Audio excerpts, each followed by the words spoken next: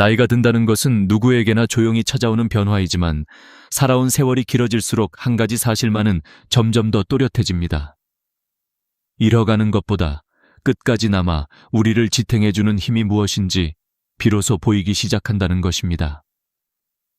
어르신, 혹시 이런 순간을 느껴보신 적 있으세요? 몸은 예전 같지 않고 자식도 각자의 삶에 바빠지고 돈도 생각보다 오래 남아있지 않는데 이상하게도 마음속 깊은 곳에서는 그래도 아직 나는 살아있다 라는 힘이 조용히 피어오르는 순간 말입니다. 많은 분들이 노년에 가장 두려워하는 것은 혼자 남는 일이라고 합니다.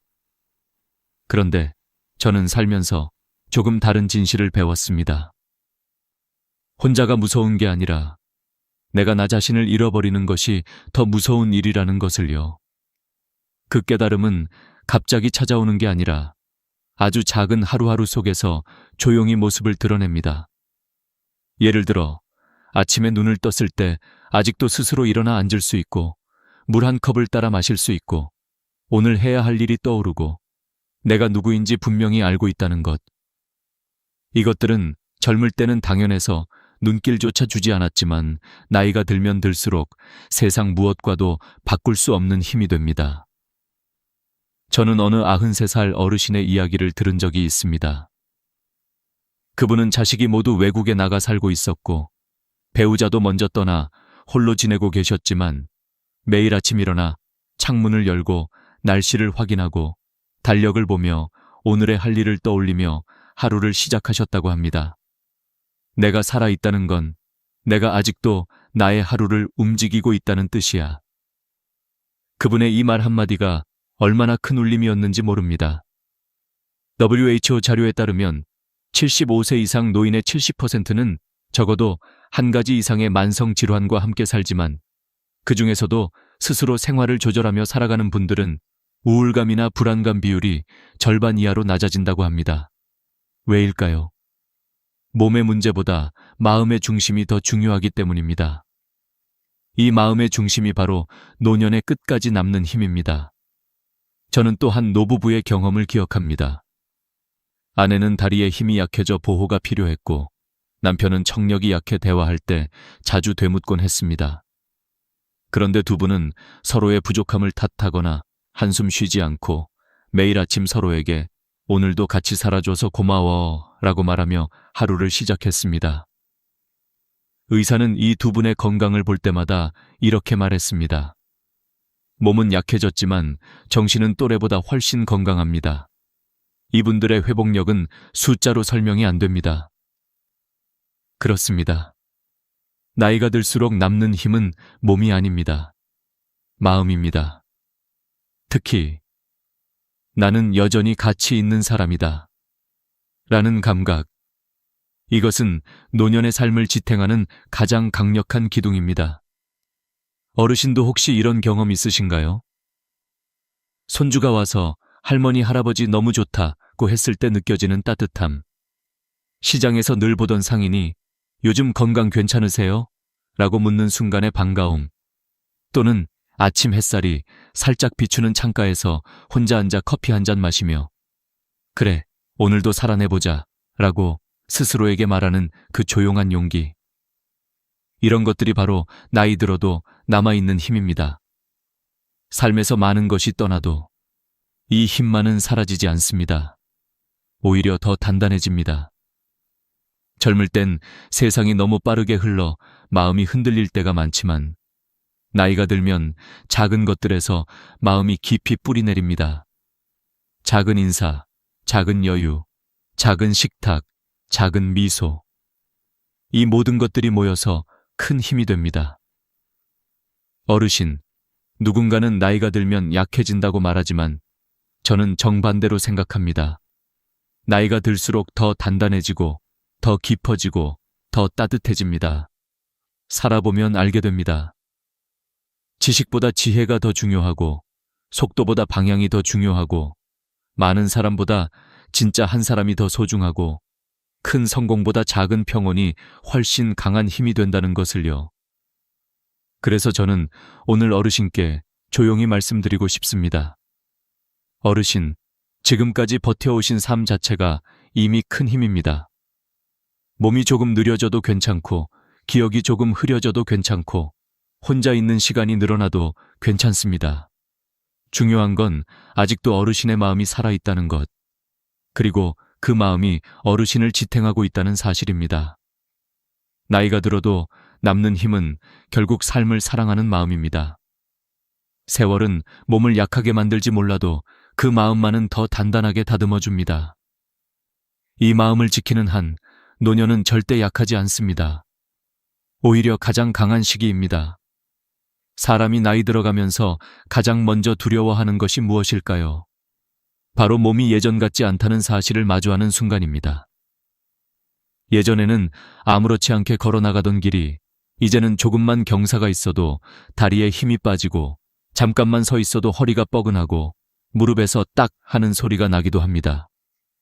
그런데 어르신 중에는 여전히 지팡이 없이 걸어다니고 아침에 일어나 두 다리로 단단히 균형을 잡고 장을 보러 나갔다가도 서너 군데 가게를 들러 천천히 둘러보며 몸을 움직이시는 분들이 계십니다. 이런 모습은 절대 평범한 게 아닙니다. 의학적으로도 70세 이후에 지팡이 없이 균형을 유지하고 일정 거리를 스스로 걷는 능력은 전체 노년층 중 약 2호소 30%만이 안정적으로 유지한다고 합니다. 즉 지금도 스스로 걸어다니고 계시다면 어르신의 심장노의 근육 관절이 아직도 서로 잘 맞물려 돌아가고 있다는 놀라운 증거인 것이죠. 걷기는 단순한 움직임이 아닙니다. 뇌에서 걸어라 라는 신호를 보내면 다리 근육이 반응하고 관절이 부드럽게 따라 움직여야 하며 심장에서는 피를 빠르게 공급해야 합니다. 이 세 개가 동시에 조화를 이루어야 걸음이 나오는 것입니다. 그러니 오늘도 스스로 일어나 걷고 계시다면 정말 스스로 칭찬하셔도 됩니다. 이것은 아무에게나 있는 능력이 아니기 때문입니다. 기억력도 마찬가지입니다. 나이가 들면 제일 먼저 흔들리는 게 머리라고들 하지요. 하지만 어르신 중에는 손주 생일을 잊지 않으시고 병원 예약 날짜를 따로 메모해두지 않아도 생각이 나고 오늘이 몇 월 며칠인지 요일이 무엇인지 또렷하게 기억하시는 분들이 계십니다. 이것도 대단한 능력입니다. 왜냐하면 70세 이후에 단기 기억력과 일정 처리 능력을 유지하는 것은 뇌세포 간 연결이 아직 살아있다는 뜻이거든요. 실제로 뇌과학 연구에서는 매일 신문을 읽거나 TV 뉴스를 집중해서 보거나 하루에 10분이라도 대화를 지속하는 분들이 그렇지 않은 분들보다 인지기능 감퇴 속도가 40%나 더 늦다고 합니다. 즉, 어르신이 지금도 주변 이야기에 귀 기울이고 머리를 쓰고 계시다면 그 자체가 뇌 건강을 위한 훌륭한 운동입니다. 또 요리를 한다는 것 역시 나이가 들수록 어려워지는 능력입니다. 냄비에 물을 올리고 반찬을 준비하고 채소를 씻고 불을 조절하는 이 전 과정은 사실 매우 복잡한 두뇌 활동입니다. 계획하기, 기억하기, 손 근육 조절하기, 안전 판단하기가 동시에 이루어져야 하거든요. 게다가 나이가 들수록 손의 힘도 줄고 감각도 둔해지기 때문에 사소한 부주의도 사고로 이어질 수 있습니다. 그런데도 지금도 반찬 몇 가지를 뚝딱 만들고 혼자 드시는 날에도 밥상을 차려 천천히 식사하신다면 그것만으로도 어르신은 몸과 마음이 서로 연결되어 있다는 증거입니다. 식사를 챙긴다는 것 자체가 나는 아직도 나를 돌볼 힘이 있다 라는 선언과도 같습니다. 실제로 노년층 건강 연구에서는 혼자 사는 노인의 우울감과 신체 기능, 저하의 가장 큰 원인이 제대로 된 식사를 하지 않는 것이라고 밝혀졌습니다. 즉 스스로 밥을 준비하는 습관만 유지해도 삶의 질이 월등히 높아진다는 뜻이지요. 어르신, 몸은 솔직합니다. 아프면 아프다고 말하고 힘이 없으면 없다고 말합니다. 그런데 어르신의 몸이 아직도 나는 할 수 있다고 말하고 있다면 그건 정말 귀한 일입니다. 지금도 걷고 요리하고 기억하고 생활을 스스로 챙긴다는 것은 어르신이 잘 늙어가고 있다는 강력한 신호입니다. 그리고 저는 이 말을 꼭 전해드리고 싶습니다. 몸은 우리가 생각하는 것보다 훨씬 오래 우리를 지켜줍니다. 건강은 완벽하지 않아도 괜찮습니다. 중요한 건 몸이 보내는 작은 신호를 무시하지 않고 오늘 할 수 있는 만큼 움직이고 기억하고 살아내는 것입니다. 그것이 바로 나이 들어도 빛나는 삶의 첫 번째 조건입니다. 나이가 들수록 사람들은 몸이 예전 같지 않다는 사실을 누구보다 잘 알고 있습니다. 하지만 진짜 지혜로운 어르신들은 건강이 서서히 무너지는 순간조차 삶을 다시 바라보는 기회로 삼습니다. 저는 오늘 어르신께 그 이야기를 전하고 싶습니다. 건강은 우리가 붙잡으려 하면 할수록 더 멀어지고 지나친 자신감이나 불안은 오히려 몸을 더 약하게 만들곤 합니다. 그러나 몸이 보내는 신호를 겸손하게 받아들이고 바르게 대응하면 노년의 삶은 다시 단단해질 수 있습니다. 어르신, 혹시 이런 경험 있으신가요? 어느 날 갑자기 무릎이 내려앉는 느낌이 들고 손가락이 생각보다 잘 움직이지 않고 예전처럼 빠르게 걷고 싶어도 몸이 따라주지 않을 때요. 이건 단순한 노화가 아니라 몸이 이제는 조금 천천히 가도 괜찮다라고 알려주는 신호입니다. 이 신호를 무시한 채 젊을 때처럼 움직이려고 하면 몸은 더 큰 대가를 요구하지만 반대로 신호를 겸손하게 받아들이면 삶의 리듬이 다시 안정되기 시작합니다. 의학 연구에서도 밝혀졌습니다. 65세 이후에는 전체 인구의 약 78%가 크고 작은 만성질환을 한 가지 이상 겪는다고 합니다. 고혈압, 당뇨, 관절염, 심혈관 문제는 나쁜 삶의 결과가 아니라 자연의 흐름에 가깝습니다. 그런데 우리의 마음은 그 흐름을 쉽게 인정하지 못하지요. 아직은 괜찮겠지. 나는 아직 젊어 하며 무리하다가 오히려 더 큰 병을 초래하는 경우가 많습니다. 실제로 제 이웃 아주머니는 매일 산을 오르며 나는 평생 병원에 안 갈 거야 라고 장담하곤 하셨습니다. 그런데 어느 날 산 정상에서 갑작스러운 어지러움으로 쓰러져 응급실에 실려 가셨죠. 그분이 나중에 하신 말씀이 있습니다. 몸은 나보다 정직하더라.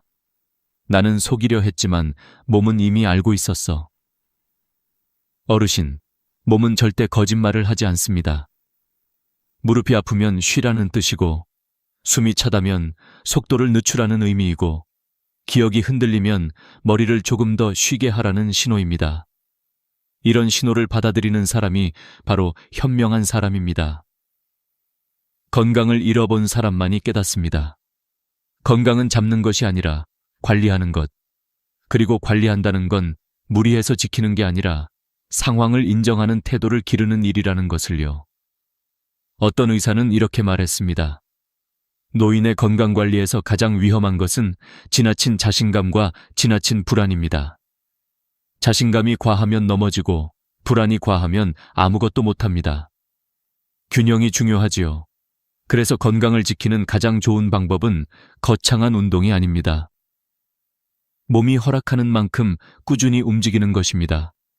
하루 20분 걷기, 가벼운 스트레칭, 작은 근력 운동, 이 정도가 오히려 가장 효과적입니다.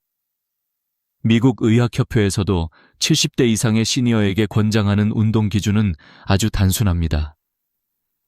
무리하지 않을 것, 숨이 과하게 차지 않을 것, 쓰러질 위험이 없는 환경에서 할 것, 이 세 가지만 지키면 됩니다. 그러나 운동보다 더 중요한 것이 있습니다. 바로 몸을 인정하는 마음가짐입니다. 제가 아는 칠순 어르신은 허리가 심하게 아픈 날이면 이렇게 말씀하십니다. 허리가 아픈 건 내 몸이 오늘은 쉬라고 하는 거야. 괜히 억지로 움직이면 내일은 아예 못 움직여. 이것이 진짜 건강의 지혜입니다. 몸이 보내는 메시지를 거부하지 않고 그 메시지를 존중하는 삶. 그러면 오히려 몸도 마음도 훨씬 더 오래 버텨줍니다. 제가 병원에서 들은 이야기 하나 있습니다. 90세 할머니 한 분이 의사에게 이렇게 말했답니다. 건강은 마치 손님 같아요. 내가 정성을 다하면 오래 머물고 내가 무리하면 금방 떠나요. 그 의사는 그 말을 의학적으로 설명하면 이렇게 된다고 했습니다. 몸은 부담을 싫어합니다. 너무 적게 움직여도 떠나고 너무 많이 움직여도 떠납니다. 적당히, 꾸준히가 답입니다. 어르신, 건강이 떠나는 것이 무서운 게 아니라 그 사실을 인정하지 않는 마음이 더 위험한 것입니다. 우리는 살아오며 많은 것을 붙잡으려 했지만 이젠 붙잡지 않고 받아들이는 법을 배워야 할 때입니다. 건강은 완벽하게 지키는 것이 불가능합니다. 하지만 무너지지 않게 붙잡는 건 가능합니다. 오늘 내가 할 수 있는 만큼만 움직이고, 오늘 내 몸이 허락하는 만큼만 먹고 쉬고, 오늘 내 마음이 감당할 수 있는 만큼만 걱정하는 것. 이런 태도가 건강을 지키는 가장 조용하고도 강력한 방법입니다. 어르신, 혹시 오늘도 작은 통증을 느끼셨나요? 그 통증은 당신이 약해졌다는 증거가 아니라 당신의 몸이 여전히 당신과 대화하고 있다는 증거입니다. 몸이 말을 걸어오고 있다는 건 아직 늦지 않았다는 뜻입니다. 그러니 너무 두려워하지 마세요. 건강은 떠나는 것이 아니라 우리에게 조금 더 천천히 살아가라고 손을 잡아주는 것일지도 모릅니다.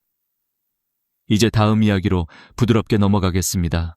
어르신, 우리가 나이를 먹어가면서 가장 먼저 잃는 것은 힘이 아니라 속도입니다. 예전처럼 재빠르게 움직이지 못하고 한 번 앉았다 일어나는 데에도 조금 더 시간이 걸리고 작은 글씨를 읽기 위해 눈을 한 번 더 찡그려 보게 되지요. 그런데 놀라운 건 바로 그 느려짐 속에서도 여전히 잃지 않고 지켜내고 계신 능력들이 있다는 사실입니다. 오늘 이 이야기는 바로 그런 능력들, 즉 세월이 흘러도 사라지지 않고 여전히 어르신의 삶을 지켜주는 소중한 힘에 관한 것입니다. 그리고 그 힘이야말로 노년의 건강과 품위를 결정짓는 가장 중요한 지표라는 사실, 꼭 말씀드리고 싶습니다. 어르신, 혹시 지금도 의자나 소파에서 손을 짚지 않고 자연스럽게 일어나실 수 있으세요? 다시 한번 생각해 보세요. 이 동작 하나가 정말 별거 아닌 것처럼 보일지 몰라도 실제로 병원에서는 이 능력을 노인의 종합 건강 테스트로 활용합니다.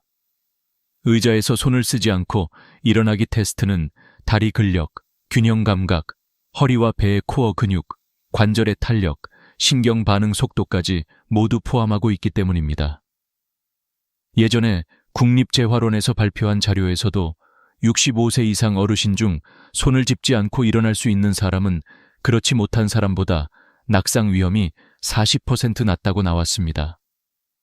즉, 단순한 동작이 아니라 넘어지지 않는 몸, 스스로 버틸 수 있는 몸을 의미하는 것이지요. 특히 어르신들이 가장 두려워하는 것 중 하나가 바로 넘어지는 사고입니다. 한번 넘어지면 고관절 골절이 생기고 움직임이 줄어들고 그로 인해 근육이 약해져 다시 넘어질 확률이 높아지는 악순환이 시작되죠.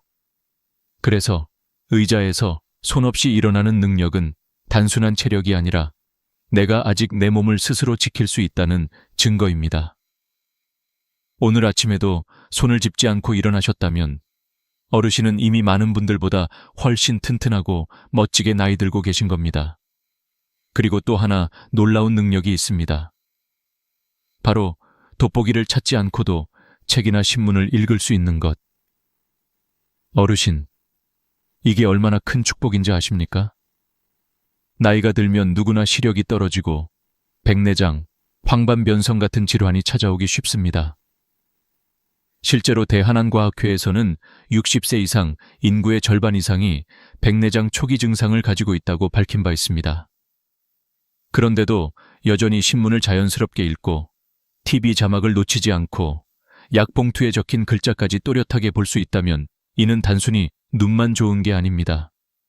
그건 뇌와 눈이 아직도 훌륭하게 협력하고 있다는 뜻입니다. 눈은 외부에서 정보를 받아들이고 뇌는 그것을 즉각적으로 해석합니다. 즉, 시력이 좋다는 것은 시력 그 자체만이 아니라 어르신의 인지 능력과 신경계 전체가 건강하다는 신호이기도 하지요. 게다가 글씨를 또렷하게 볼 수 있다는 것은 곧 삶을 스스로 관리할 수 있다는 의미입니다. 약 시간 확인하고 병원 진료 날짜 체크하고 문자 내용을 읽고 필요한 정보를 스스로 챙길 수 있다는 것. 이것은 자립이라는 가장 소중한 능력으로 이어집니다. 그리고 또 하나 중요한 능력이 있습니다. 바로 균형 감각입니다. 어르신이 평소에 앉았다 일어날 때 어지럽지 않고, 걸을 때 휘청거리지 않고, 계단을 내려갈 때도 무서워하지 않는다면 이 또한 엄청난 힘입니다. 균형 감각은 나이가 들수록 가장 빠르게 약해지는 기능 중 하나인데, 이를 지켜내고 계시다는 건 몸을 아주 잘 관리해 오셨다는 뜻이지요. 예전에 78세 할머니 한 분이 계셨습니다.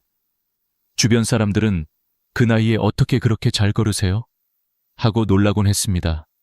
그 할머니는 이렇게 말씀하셨습니다. 빨리 가지는 못해도 천천히 흔들리지 않게 가는 게 중요해.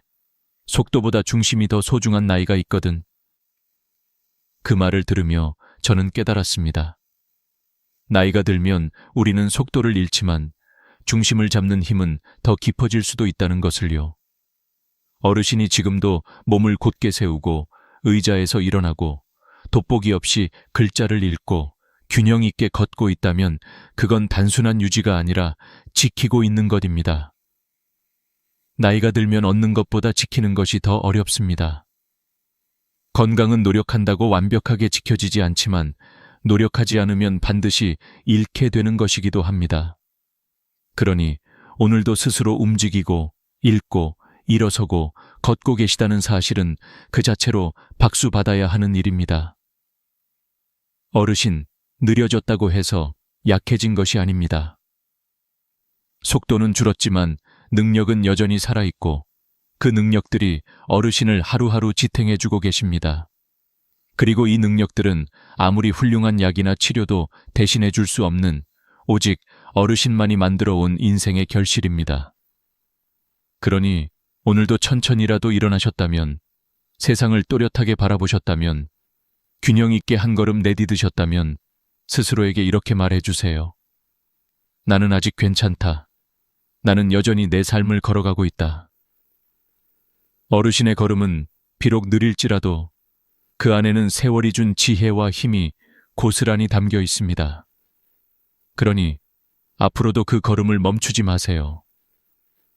속도보다 중요한 건 방향이고 체력보다 중요한 건 의지이며 무엇보다 중요한 건 여전히 나답게 서 있을 수 있다는 사실입니다.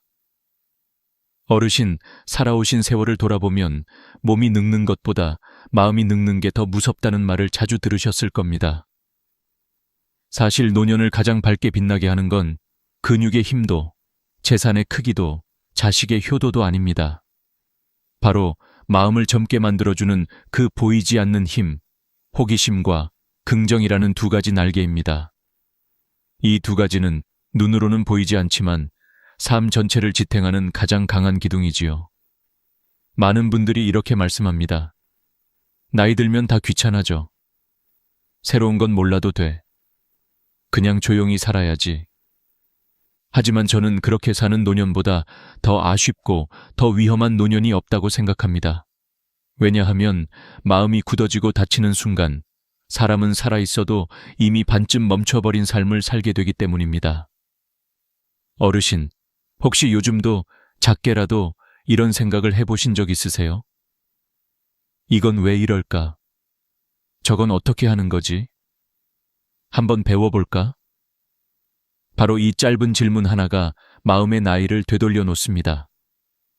무언가를 알고 싶어 하는 마음, 무언가를 다시 시작해보고 싶은 마음, 이 작은 떨림 하나가 어르신의 하루를 다시 살아있게 만듭니다. 실제로 인지의학 연구 자료를 보면 65세 이후에도 호기심과 배움의 의지가 유지되는 사람은 그렇지 않은 사람보다 치매 발병률이 약 40% 낮아진다는 결과가 있습니다. 뇌는 근육과 같아서요. 쓰면 쓰는 만큼 더 단단해지고 멈추면 멈추는 만큼 더 빠르게 노화가 찾아옵니다. 그래서 작은 호기심 하나가 뇌를 깨우고 마음을 일으켜 세우는 귀한 힘이 되는 거죠. 또 긍정의 힘도 빼놓을 수 없습니다. 의학 연구에서는 매일 감사한 일을 하나씩 떠올리는 노인은 스트레스 호르몬 수치가 23%나 감소한다고 하죠. 이건 단순한 기분 문제가 아니라 몸 전체의 회복력과 면역력에 직접적인 영향을 주는 매우 중요한 요소입니다. 어르신이 오늘 아침 눈을 떴을 때 아직도 걸을 수 있다는 사실, 식탁 위에 따뜻한 국 하나쯤을 먹을 수 있다는 사실, 손주가 전화를 걸어주는 작은 기쁨, 이 모든 게 마음의 약이 됩니다. 어떤 할머니가 계셨습니다. 주변 사람들은 다들 이 나이에 뭘 더 배우냐고 말할 때 그분은 스마트폰으로 사진을 찍는 법을 배웠어요. 처음엔 손가락이 어색해서 자꾸 잘못 눌렀지만 결국 손주에게 사진을 보내며 이렇게 말하셨습니다. 할머니도 이제 너한테 사진 보내줄 수 있다. 그 한마디에 손주가 얼마나 기뻐했는지 몰라요. 그 할머니는 말했습니다. 새로운 걸 배우려고 하니까 삶이 다시 밝아지더라. 저는 그 말을 잊을 수 없습니다. 또 어떤 할아버지는요, 70세가 넘어서 꽃 이름 외우는 취미를 시작하셨습니다. 동네 공원을 걸을 때마다 핸드폰으로 사진을 찍고 집에 와서 그 꽃의 이름을 찾아보는 거예요. 그러다 어느 날 손주에게 이렇게 말했답니다. 이건 산수국이고 저건 도라지꽃이야. 손주는 깜짝 놀라며 이렇게 대답했죠. 할아버지 멋있다. 어르신, 사람은 배움이 멈추는 순간부터 늙는다고 합니다. 반대로 배움을 놓지 않으면 나이는 숫자에 불과해져요. 호기심은 뇌를 젊게 만들고 긍정은 마음을 따뜻하게 지켜줍니다. 어떤 분들은 이 나이에 무슨 이라고 말하며 스스로를 가둡니다. 하지만 저는 이 말을 드리고 싶습니다. 나이는 배우지 않아도 되는 이유가 아니라 더 배워야 하는 이유입니다. 왜냐하면 노년의 배움은 성과를 바라보고 하는 게 아니라 마음을 살리기 위해 하는 것이기 때문입니다. 세상에 대한 작은 관심, 새로운 것에 대한 조용한 설렘, 누군가의 말을 듣고 미소 짓는 여유, 이런 마음들이야말로 노년을 빛나게 하는 진짜 젊음입니다. 어르신, 오늘도 TV 뉴스에서 처음 듣는 단어가 나왔다면 저게 뭘까 하고 한번 찾아보세요. 손주가 쓰는 신조어를 듣고도 그게 무슨 뜻이야? 하고 물어보세요. 동네에서 새로 생긴 가게 간판을 보고도 이건 어떤 곳이려나 하고 궁금해해 보세요. 그렇게 마음이 움직이는 순간 나이는 더 이상 어르신을 묶어두지 못합니다. 호기심은 삶을 다시 활짝 열어주는 열쇠이고 긍정은 그 길을 편안히 걸어가게 하는 따뜻한 바람입니다. 그리고 어르신은 이미 그 힘을 마음속에 가지고 계십니다. 이제 남은 건 그 힘을 매일 조금씩 꺼내 쓰는 일뿐이지요. 그렇게 어르신의 마음이 다시 젊어질 때 삶도 다시 빛을 찾게 될 것입니다. 나이가 들면 많은 것들이 서서히 멀어지는 듯 보이지만 사실은 그때부터 비로소 선명하게 보이는 것들이 있습니다. 우리가 젊을 때는 바쁘다는 이유로 해야 할 일이 많다는 핑계로 스쳐 지나갔던 마음의 풍경들이 노년이 되어 다시 눈앞에 펼쳐지는 것이지요. 어르신, 지금 이 순간에도 당신은 여전히 의미 있는 삶을 살고 계십니다. 나이는 숫자일 뿐이라는 말이 결코 위로로만 끝나지 않는 이유가 바로 여기에 있습니다. 나이가 들수록 몸은 느려지고 기억력도 조금씩 흐려질 수 있지만 그 대신 마음은 더 깊어지고 세상을 바라보는 시선은 더 넓어지지요. 젊은 사람들은 미처 깨닫지 못하는 것, 바로 삶을 지탱하는 힘이 무엇인지 아는 나이가 된 것입니다. 6번째 마지막 이야기는 바로 이 힘에 대해 말씀드리고자 합니다. 그것은 거창한 성공도 아니고 많은 돈도 아니고 누구를 이겨내려는 힘도 아닙니다. 오히려 아주 작고 아주 세밀하고 아주 인간적인 것에서 나옵니다. 우리가 늙어가며 끝까지 붙잡아야 할 것은 바로 내가 이 세상에 아직 필요하다는 감각입니다. 이 감각은 거창한 역할에서 나오지 않습니다. 어떤 분은 동네 복지관에서 자원봉사를 하며 어르신이 계셔서 든든합니다 라는 한마디에 다시 살아갈 힘을 얻기도 합니다. 누군가는 손주에게 할머니, 내 얘기 들어줘 라는 말에서 하루의 의미를 느낍니다. 어떤 분은 매일 아침 지나가는 이웃에게 좋은 아침입니다 라고 인사할 수 있는 것만으로도 마음의 불씨가 꺼지지 않습니다. 중요한 것은 역할의 크기가 아니라 누군가에게 나는 여전히 필요한 사람이다 라는 사실입니다. 사람은 역할이 있을 때 마음이 늙지 않습니다. 반대로 역할이 사라지면 마음은 순식간에 무너지고 몸도 그 뒤를 따라 병들기 시작하지요. 하버드 성인 발달 연구에서도 밝혀진 사실이 있습니다. 노년의 행복과 수명을 결정짓는 가장 중요한 요소는 돈도 명예도 건강조차도 아니었습니다. 바로 가까운 관계, 작은 역할, 그리고 다른 누군가에게 도움이 되고 있다는 감각이었습니다. 이 감각을 잃은 순간부터 사람은 스스로를 쓸모없다고 여기기 시작하고 이는 건강보다 더 빠르게 마음을 병들게 합니다. 하지만 어르신, 당신이 오늘 하루 누군가에게 건넨 짧은 한마디, 따뜻한 미소, 작은 배려, 그것들이 전부 누군가의 하루를 빛나게 하는 힘입니다. 그리고 그 힘이 바로 당신을 살아있게 하는 생명줄이지요. 혹시 이렇게 생각하실 수도 있습니다. 지금 나에게 무슨 역할이 있다고? 하지만 역할이란 거창한 책임이 아닙니다.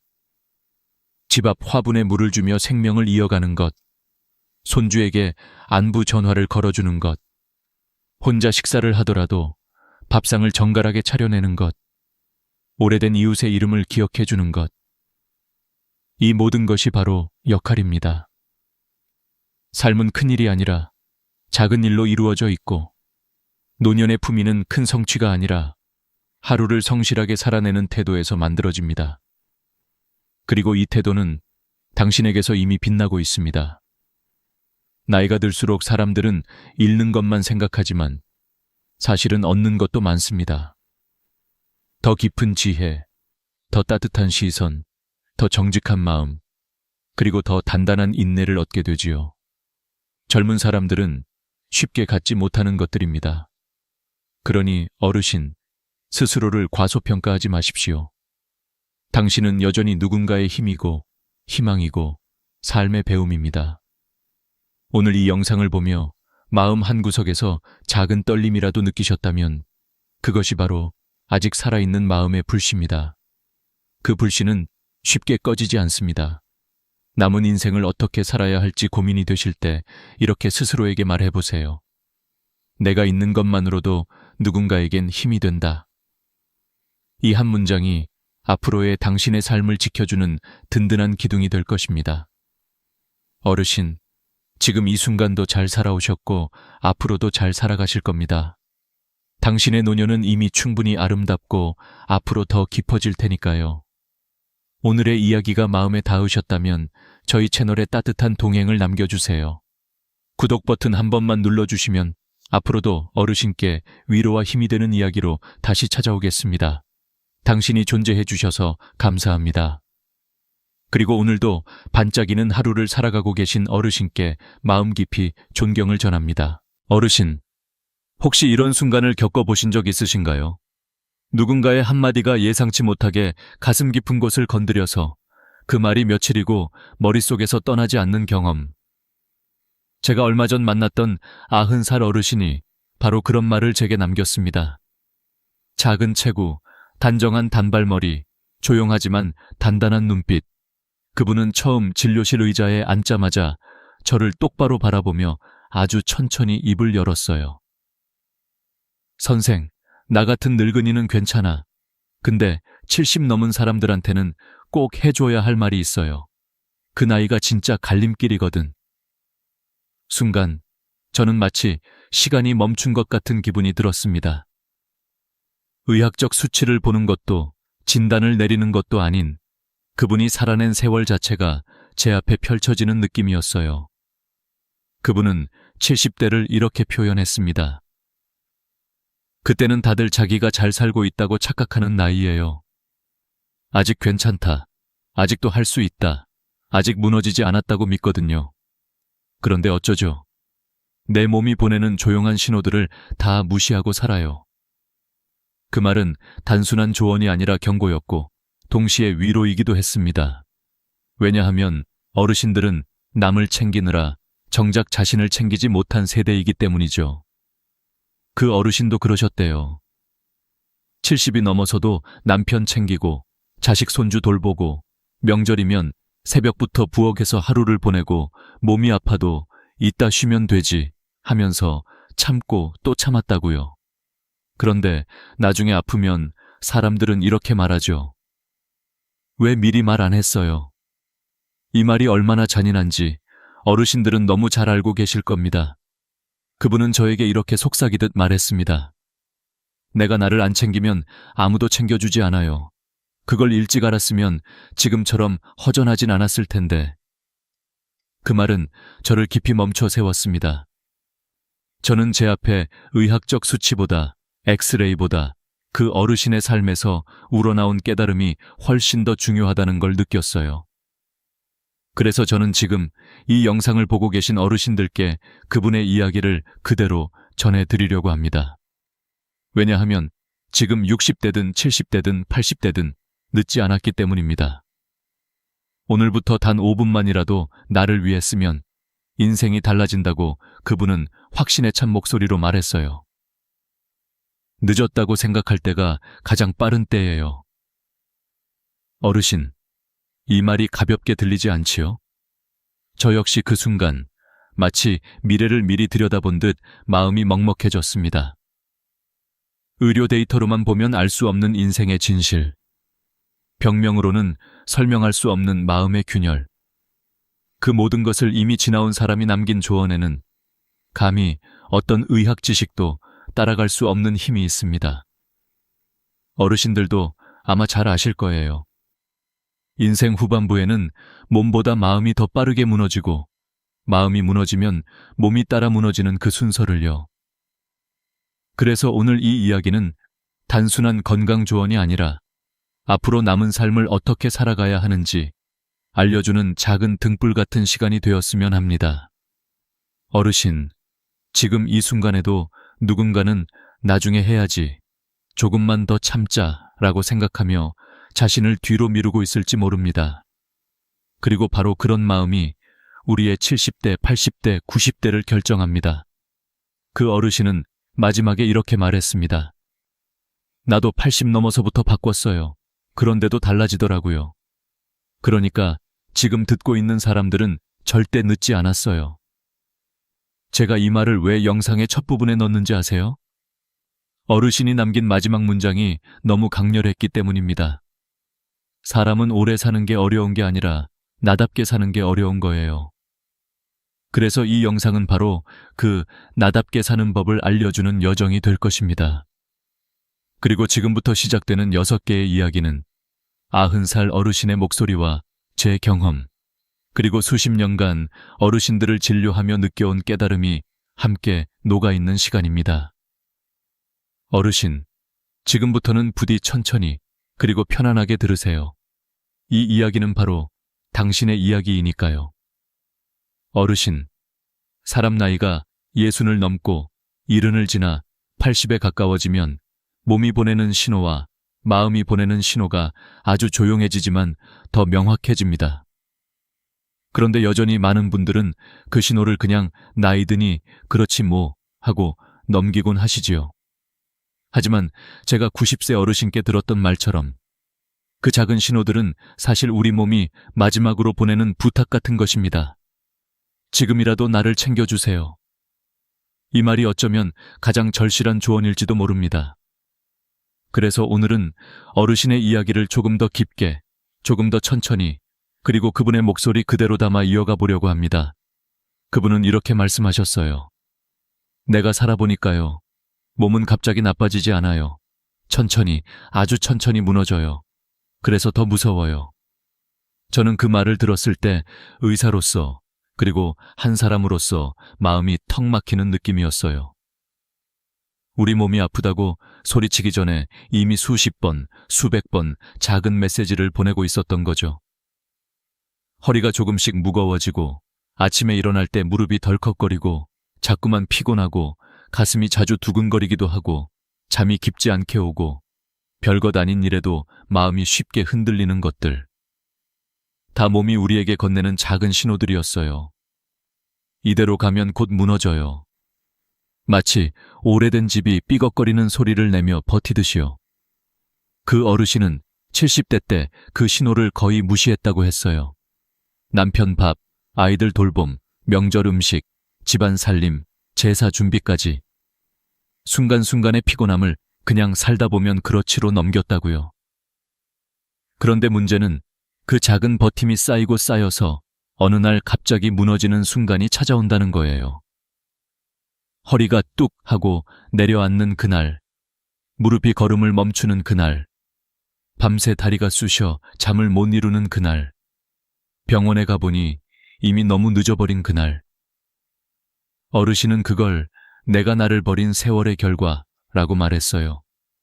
그래서 그분의 말이 더 깊게 와닿았습니다.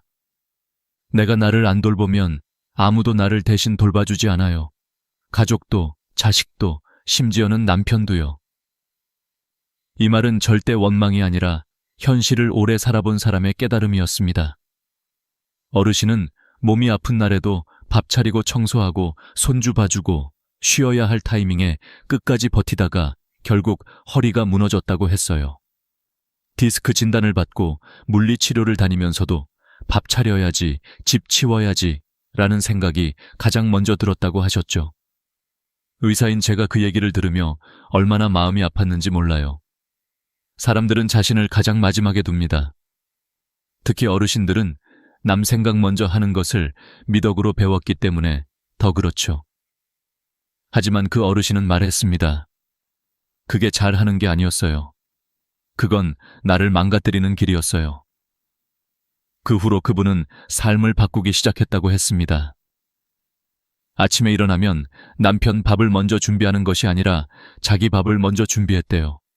자신이 먹기 편한 반찬을 한 가지라도 따뜻하게 준비해서 천천히 먹는 시간을 만들었다고요. 처음엔 가족들이 왜 요즘 아침상이 부실해졌냐고 불평도 했지만 결국 깨달았대요. 엄마가 무너지면 집 전체가 무너진다는 걸. 그리고 그분은 매일 10분씩 자신의 몸을 위해 시간을 썼대요. 허리를 펴고 종아리를 주물러주고 발바닥을 눌러주고 고생했어, 미안했어 라고 말하는 연습을 했대요. 어르신은 말했습니다. 그 10분이 나를 살렸어요. 그 말은 의학적으로도 사실입니다.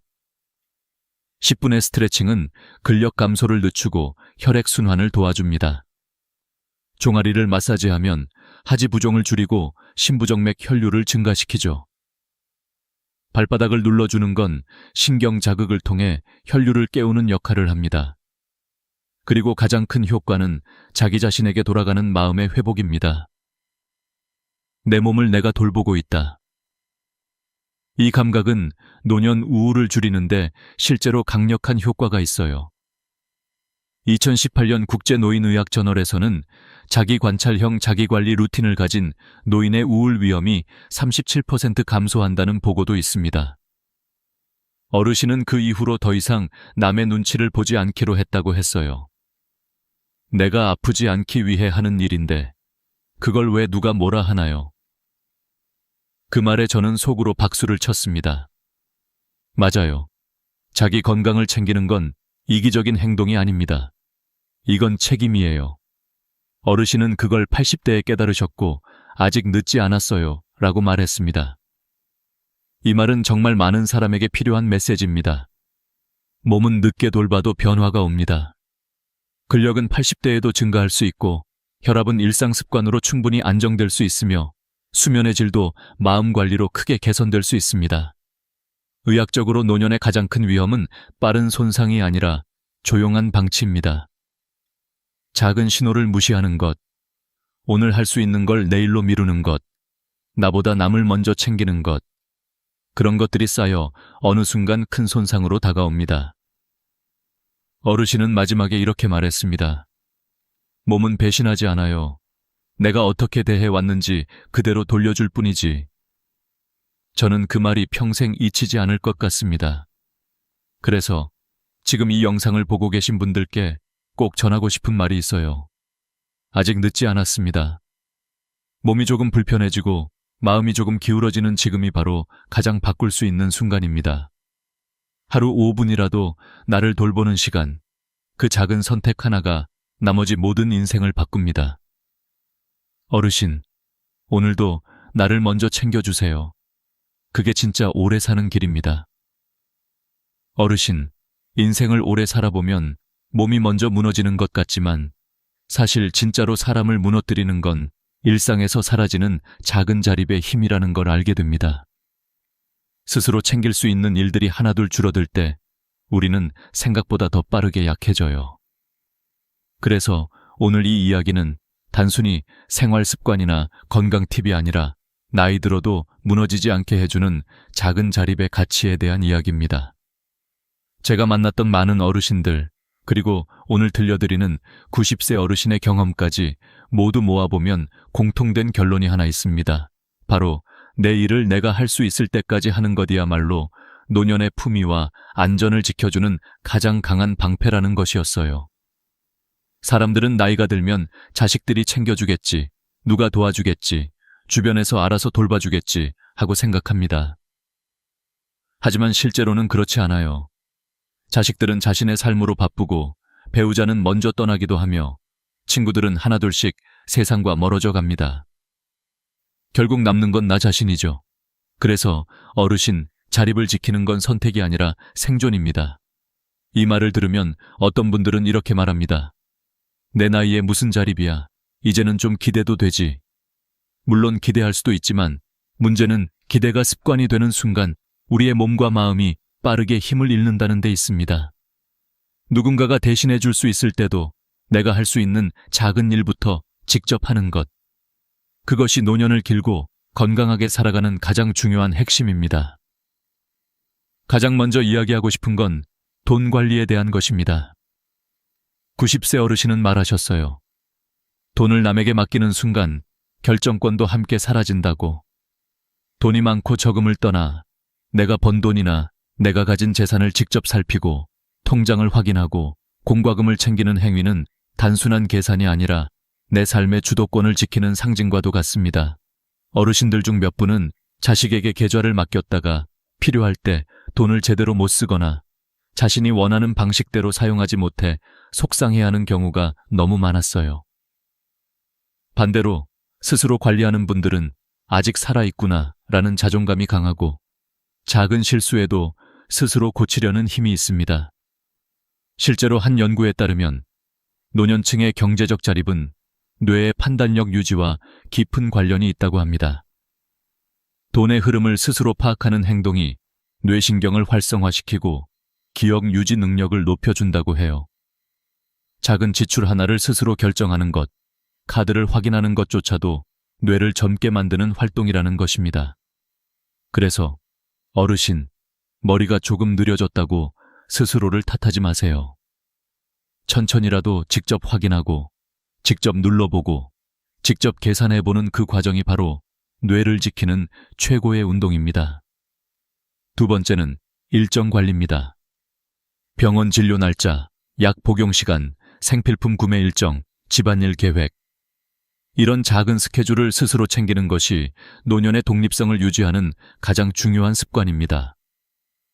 어떤 분들은 달력을 큰 글씨로 적어놓기도 하고 어떤 분들은 스티커를 활용하거나 색깔 표시로 구분하기도 해요. 방법이 중요한 것이 아니라 내가 챙긴다는 마음이 중요해요.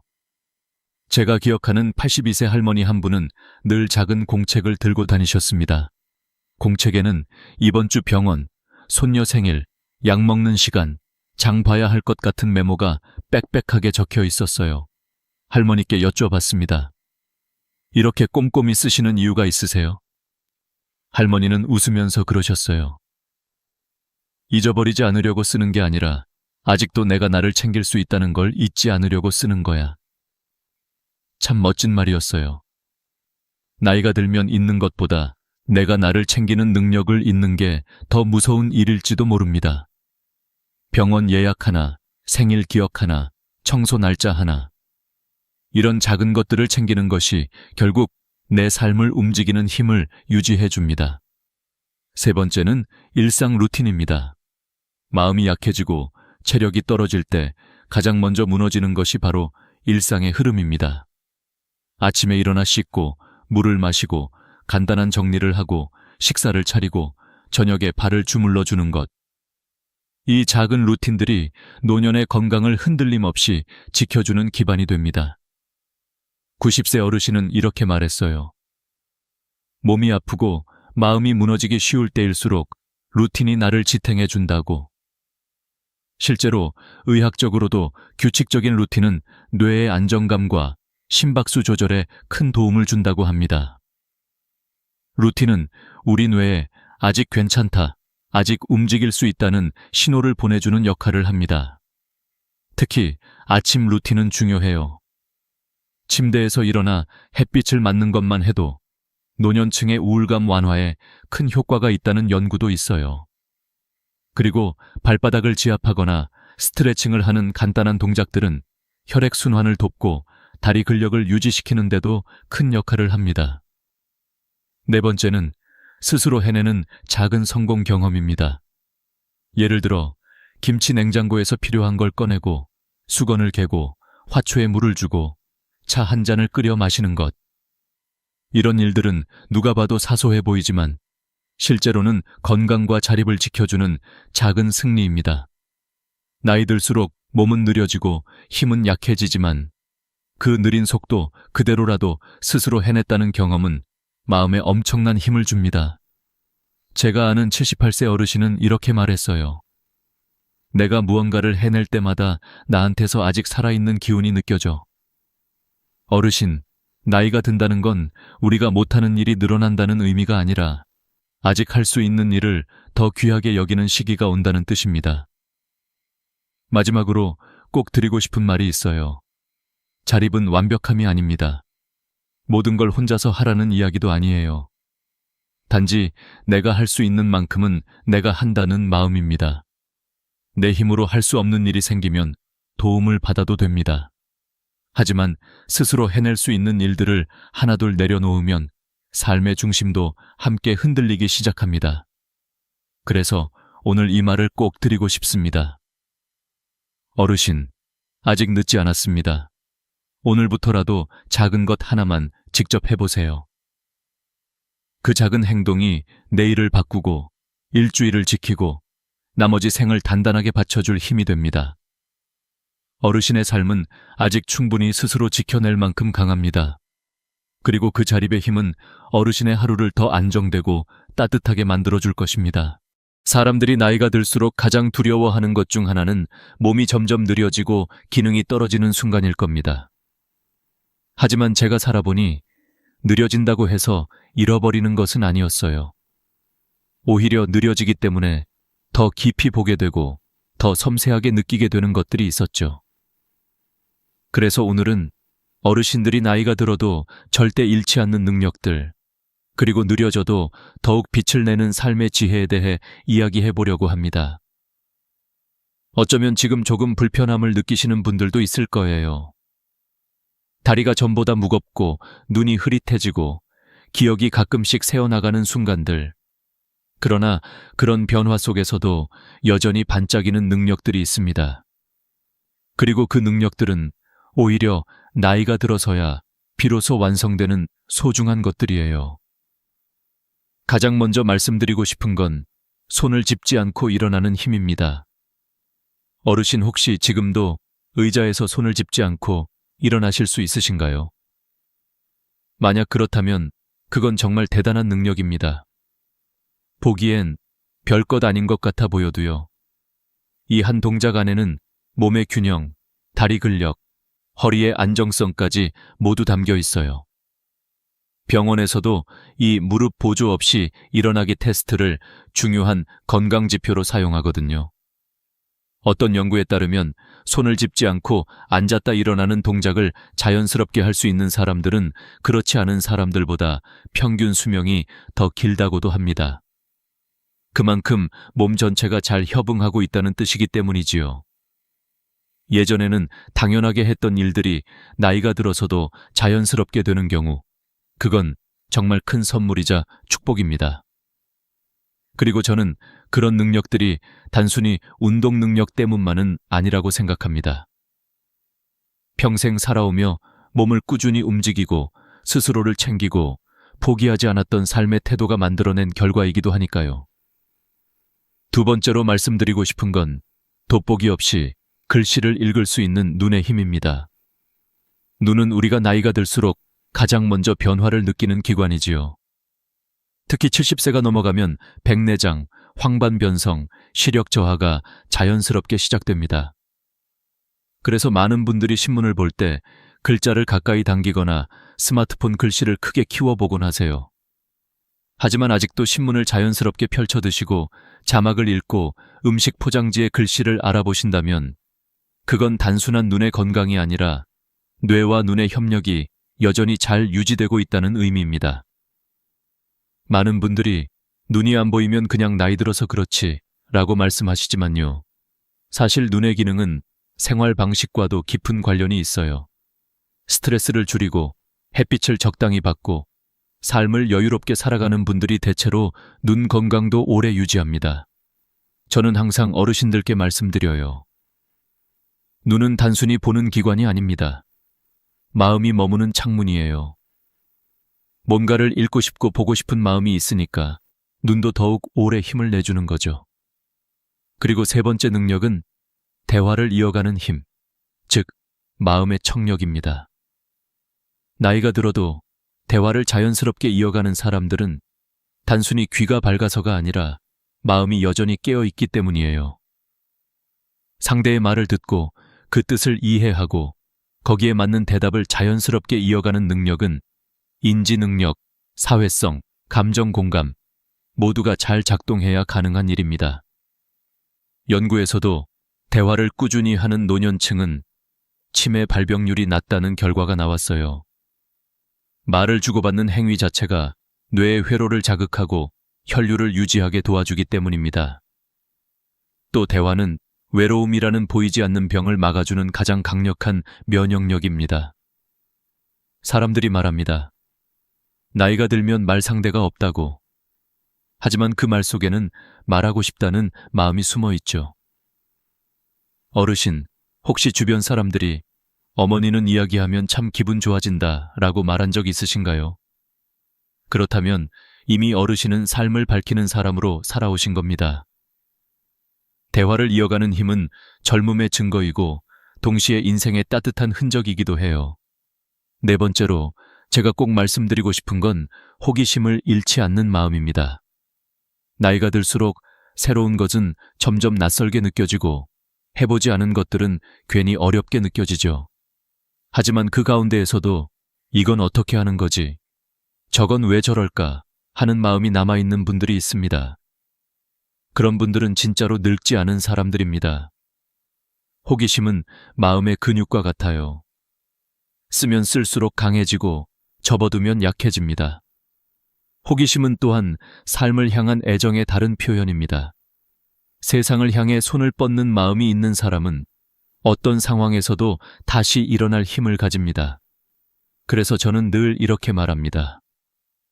어르신, 마음이 궁금해하는 순간, 그날은 젊은 날입니다.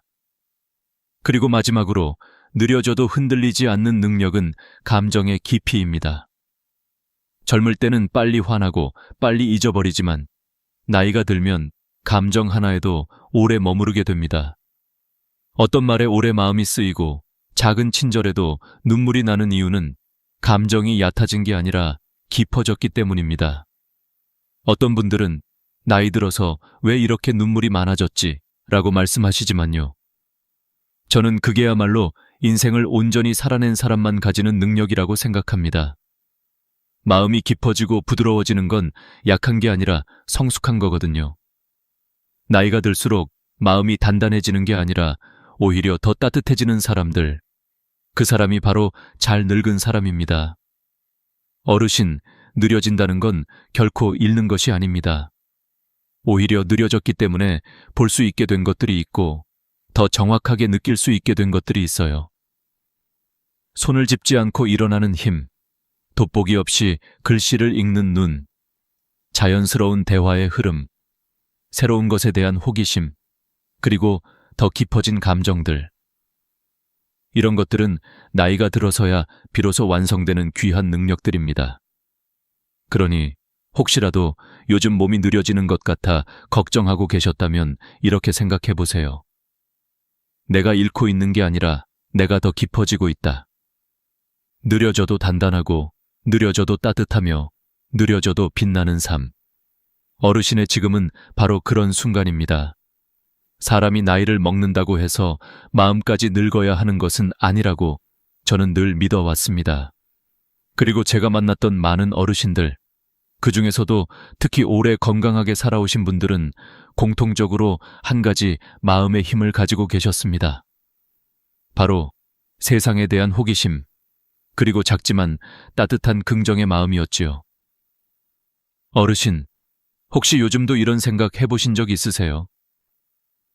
이건 왜 이럴까? 저건 어떻게 되는 거지? 내일은 또 어떤 일이 생길까? 이렇게 마음 한구석에서 사부작거리며 움직이는 작은 질문들.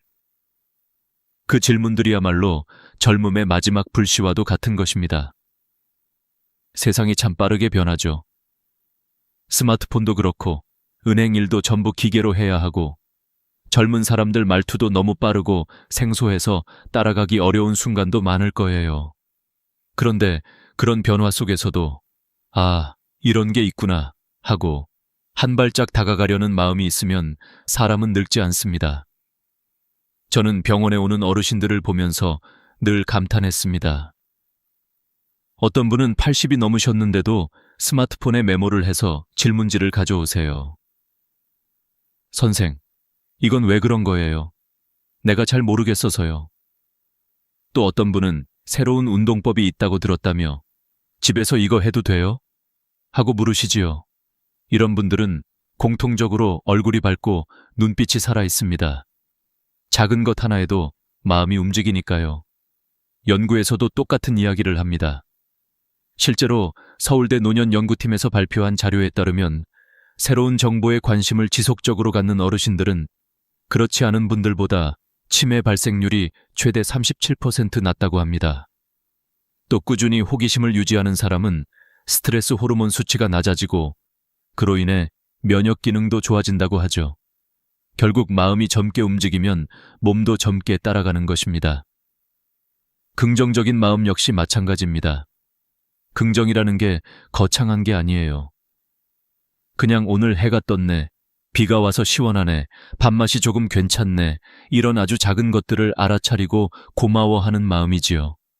하지만 나이가 들수록 긍정은 스스로 만들어야 합니다.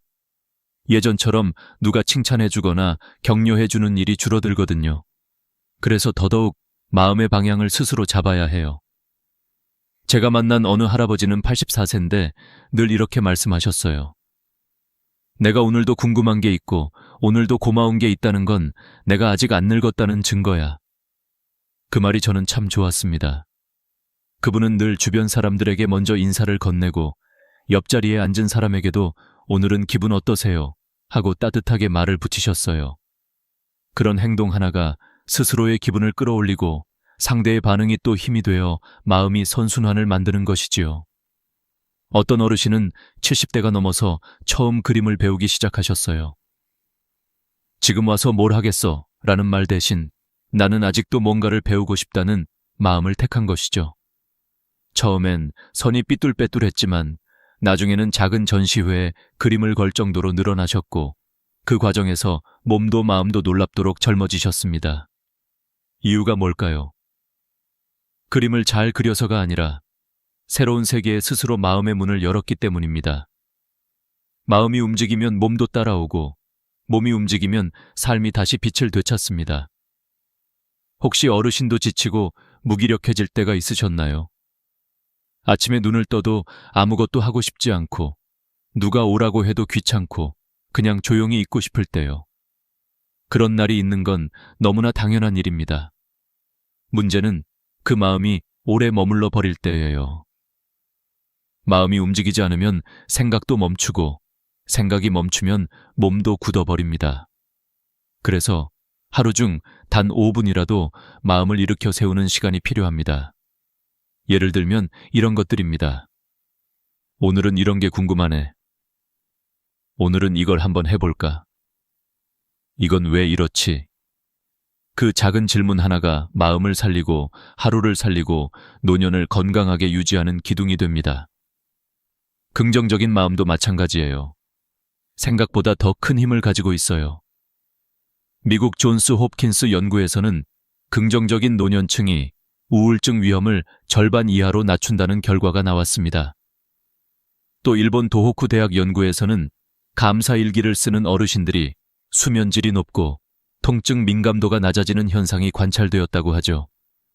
마음이 가벼워지면 몸이 회복하고 몸이 편안해지면 다시 마음이 편안해지는 것입니다. 어르신, 혹시 오늘도 작은 궁금증 하나, 작은 감사 하나 떠오르셨나요? 그렇다면 그걸 그냥 흘려보내지 말고 마음속에 조용히 붙잡아 보세요. 아직 내가 살아있구나. 아직 나는 느낄 수 있구나. 그것 자체가 살아있다는 증거이고 늙지 않는 마음의 힘입니다. 나이가 드는 건 어쩔 수 없지만 마음이 늙는 건 선택입니다. 그리고 어르신은 그 선택을 지금 이 순간에도 스스로 할 수 있습니다.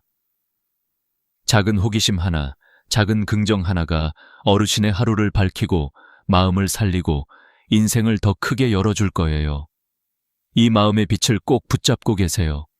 그것이 바로 오래 살고 잘 사는 사람들의 공통된 비밀입니다. 어르신, 마지막으로 드리고 싶은 이야기는 바로 내려놓는 삶의 태도입니다. 이 말은 단순히 물건을 정리하거나 관계를 끊는다는 뜻이 아닙니다. 나이를 먹을수록 우리가 살아있는 동안 더 편안하게, 더 나답게, 더 후회 없이 살아가기 위한 마음의 준비를 말하는 겁니다. 제가 만났던 90살 어르신도 마지막에 이런 말씀을 하셨어요. 오래 사는 건 누구나 할 수 있지만 편안하게 사는 건 연습해야 돼요. 그 연습이 바로 내려놓는 거예요. 그 말이 얼마나 깊게 제 마음에 들어왔는지 모릅니다. 사실 우리는 평생 무언가를 쥐고 살아왔습니다. 젊을 때는 책임을 쥐었고, 중년이 되면 가족을 쥐었고, 나이가 들면 기억과 습관, 추억까지 모두 손에 꼭 쥐고 놓지 않으려 하지요. 하지만 손에 쥐고 있는 것이 많아지면 마음이 무겁습니다. 마음이 무거우면 몸도 따라 무거워지고, 몸이 무거우면 삶 전체가 늘어지듯 더 힘들어지지요. 그래서 나이 들수록 더 필요한 것은 가지려고 애쓰는 노력이 아니라 놓아주는 지혜입니다. 그 내려놓음은 절대 패배가 아니고 끝도 아니고 포기도 아닙니다. 오히려 지금부터 더 편안해지기 위한 준비, 나답게 사는 삶의 시작에 가까워요. 그러나 내려놓는다는 것은 참 어렵습니다. 어르신도 느끼시겠지만 물건을 버리는 것조차 오래 망설일 때가 있지요. 왜냐하면 그 물건은 단순한 물건이 아니라 그 시절의 기억, 감정, 눈물, 행복, 그리고 오래된 마음의 한 조각이기 때문입니다. 특히 오래된 사진 한 장을 버릴 때 혹은 옛날 친구의 연락처를 삭제할 때 마음이 유난히 쓰린 이유는 그 속에 그때의 나도 들어있기 때문입니다. 그래서 떨리는 마음으로 부여잡게 되고 쉽게 손이 떨어지지 않는 거죠. 하지만 내려놓음의 첫걸음은 버리는 것이 아니라 인정하는 것에서 시작됩니다. 아, 이건 지금의 나에게 필요하지 않구나. 아, 이 기억은 이미 내 안에 남아있으니까 굳이 물건이 없어도 괜찮겠구나. 아, 이 관계는 붙잡아도 더 이상 따뜻하지 않구나. 이렇게 인정하는 순간 내려놓음은 자연스럽게 흘러갑니다. 감정도 마찬가지입니다. 평생 참으며 살아온 분들이 많습니다. 젊을 때는 참고 넘어가는 것이 어른스러운 일이라고 배웠고, 누군가에게 서운해도 그냥 조용히 삼켜야 한다고 믿어왔지요. 하지만 그 감정들은 절대 사라지지 않습니다. 겉으로는 멀쩡해 보여도 그 감정들은 몸속 깊은 곳에 가라앉아 병이 되고 답답함이 되고 무기력이 되기도 합니다. 그래서 감정을 내려놓는다는 것은 정말 중요합니다. 그건 누구에게 화를 내라는 말이 아니라 내 마음을 있는 그대로 바라보고 인정하라는 뜻입니다. 나 오늘 좀 힘들구나. 나 외롭구나. 나 서운했네. 이 한마디를 스스로에게 해주는 것만으로도 마음이 풀립니다. 그리고 가능하다면 누군가에게 말하는 것, 아주 소박한 대화라도 하는 것이 감정을 비우는데 큰 도움이 됩니다. 들을 사람이 없다면 종이에 적어 보십시오. 짧게라도 좋습니다. 감정은 입 밖으로 혹은 글자로 흘려보내는 순간부터 가벼워집니다. 그렇게 감정을 내려놓는 연습이 몸과 마음 모두를 살립니다. 관계를 내려놓는 것도 필요합니다. 나이가 들면 모든 관계를 그대로 유지할 수 없습니다. 어떤 사람은 멀어지고, 어떤 사람은 스스로 잘라내야 하고, 어떤 사람은 애써 붙잡을 필요도 없습니다. 젊을 때는 많은 인맥이 힘이 되었지만 노년의 삶에서 중요한 것은 숫자가 아닙니다. 마음이 편안한 사람 단 한 명이면 충분합니다. 그 한 사람과의 따뜻한 대화, 짧은 안부, 함께 걷는 산책 하나면 그날 하루가 훨씬 환해집니다. 반대로 마음을 무겁게 만드는 사람, 말을 할 때마다 가슴이 답답해지는 사람, 그 관계는 멀리 두는 것이 건강입니다. 관계에도 정리와 거리두기가 필요합니다. 혼자가 되는 것이 두렵다고 억지로 잡고 있는 관계는 결국 자신을 더 힘들게 합니다. 나이 들수록 관계는 양이 아니라 질입니다. 편안한 관계 하나가 10명의 피곤한 관계보다 더 큰 힘이 됩니다. 그리고 무엇보다 중요한 건 기대를 내려놓는 것입니다. 우리가 가장 많이 상처받는 이유는 사실 상대가 나쁘기 때문이 아니라 내가 가진 기대가 크기 때문입니다. 자식이 좀 더 자주 연락해 주길 바라고, 손주가 먼저 찾아오길 바라고, 가족들이 내 마음을 알아주길 바라지요. 하지만 그 기대는 자주 이루어지지 않고, 이루어지지 않으면 섭섭함이 되고, 섭섭함은 마음을 갉아먹는 외로움이 됩니다. 그래서 기대를 내려놓는 것은 나를 보호하는 일입니다. 기대를 내려놓는 순간 사람들은 원망의 대상이 아니라 그냥 각자의 삶을 살아가는 한 인간으로 보입니다. 그때 비로소 마음이 편안해지고 관계가 훨씬 부드러워집니다. 마지막으로 내려놓아야 할 것은 불안입니다. 나이가 들면 누구나 미래가 두렵습니다. 혹시 아프면 어떡하나, 혼자 남으면 어떡하나, 죽음이 가까워지면 어떡하나. 하지만 그 두려움은 지금의 시간을 어둡게 만들 뿐입니다. 그래서 준비하는 것이 중요합니다. 유언장을 정리하고 필요한 것만 집안에 남기고 내가 원하는 마지막 순간이 무엇인지 한 번쯤 정리해 보는 것. 이런 준비는 죽음의 연습이 아니라 삶을 더 편안하게 만드는 준비입니다. 정리된 삶은 마음을 평온하게 하고 마음이 편안하면 남은 시간도 고요하게 흐릅니다. 어르신, 오늘 이 이야기를 들으셨다면 마지막으로 꼭 기억해 주세요. 오래 사는 것보다 더 중요한 것은 어떻게 살아남은 시간을 보낼 것인가입니다. 많이 쌓는 삶보다 가볍게 비우는 삶이 더 깊고 더 아름답습니다. 너무 많이 가지려 하지 말고, 너무 많이 붙잡으려 하지 말고, 대신 나를 잘 돌보고 내가 좋아하는 것 하나만 품고 살아가는 것. 그게 진짜 장수이고, 그게 진짜 평안이고, 그게 진짜 나답게 사는 일입니다. 그리고 그 어르신이 마지막에 하셨던 말처럼 오래 사는 건 어려운 게 아니야. 가볍게 사는 게 어려운 거야. 이 말을 오늘 여러분의 마음속에 조용히 담아두셨으면 합니다.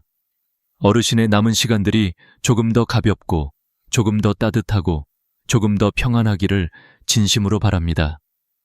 오늘 이야기를 끝까지 들어주셔서 감사합니다. 95세에서 75세, 흔히들 이 시기를 황금기라고 부릅니다.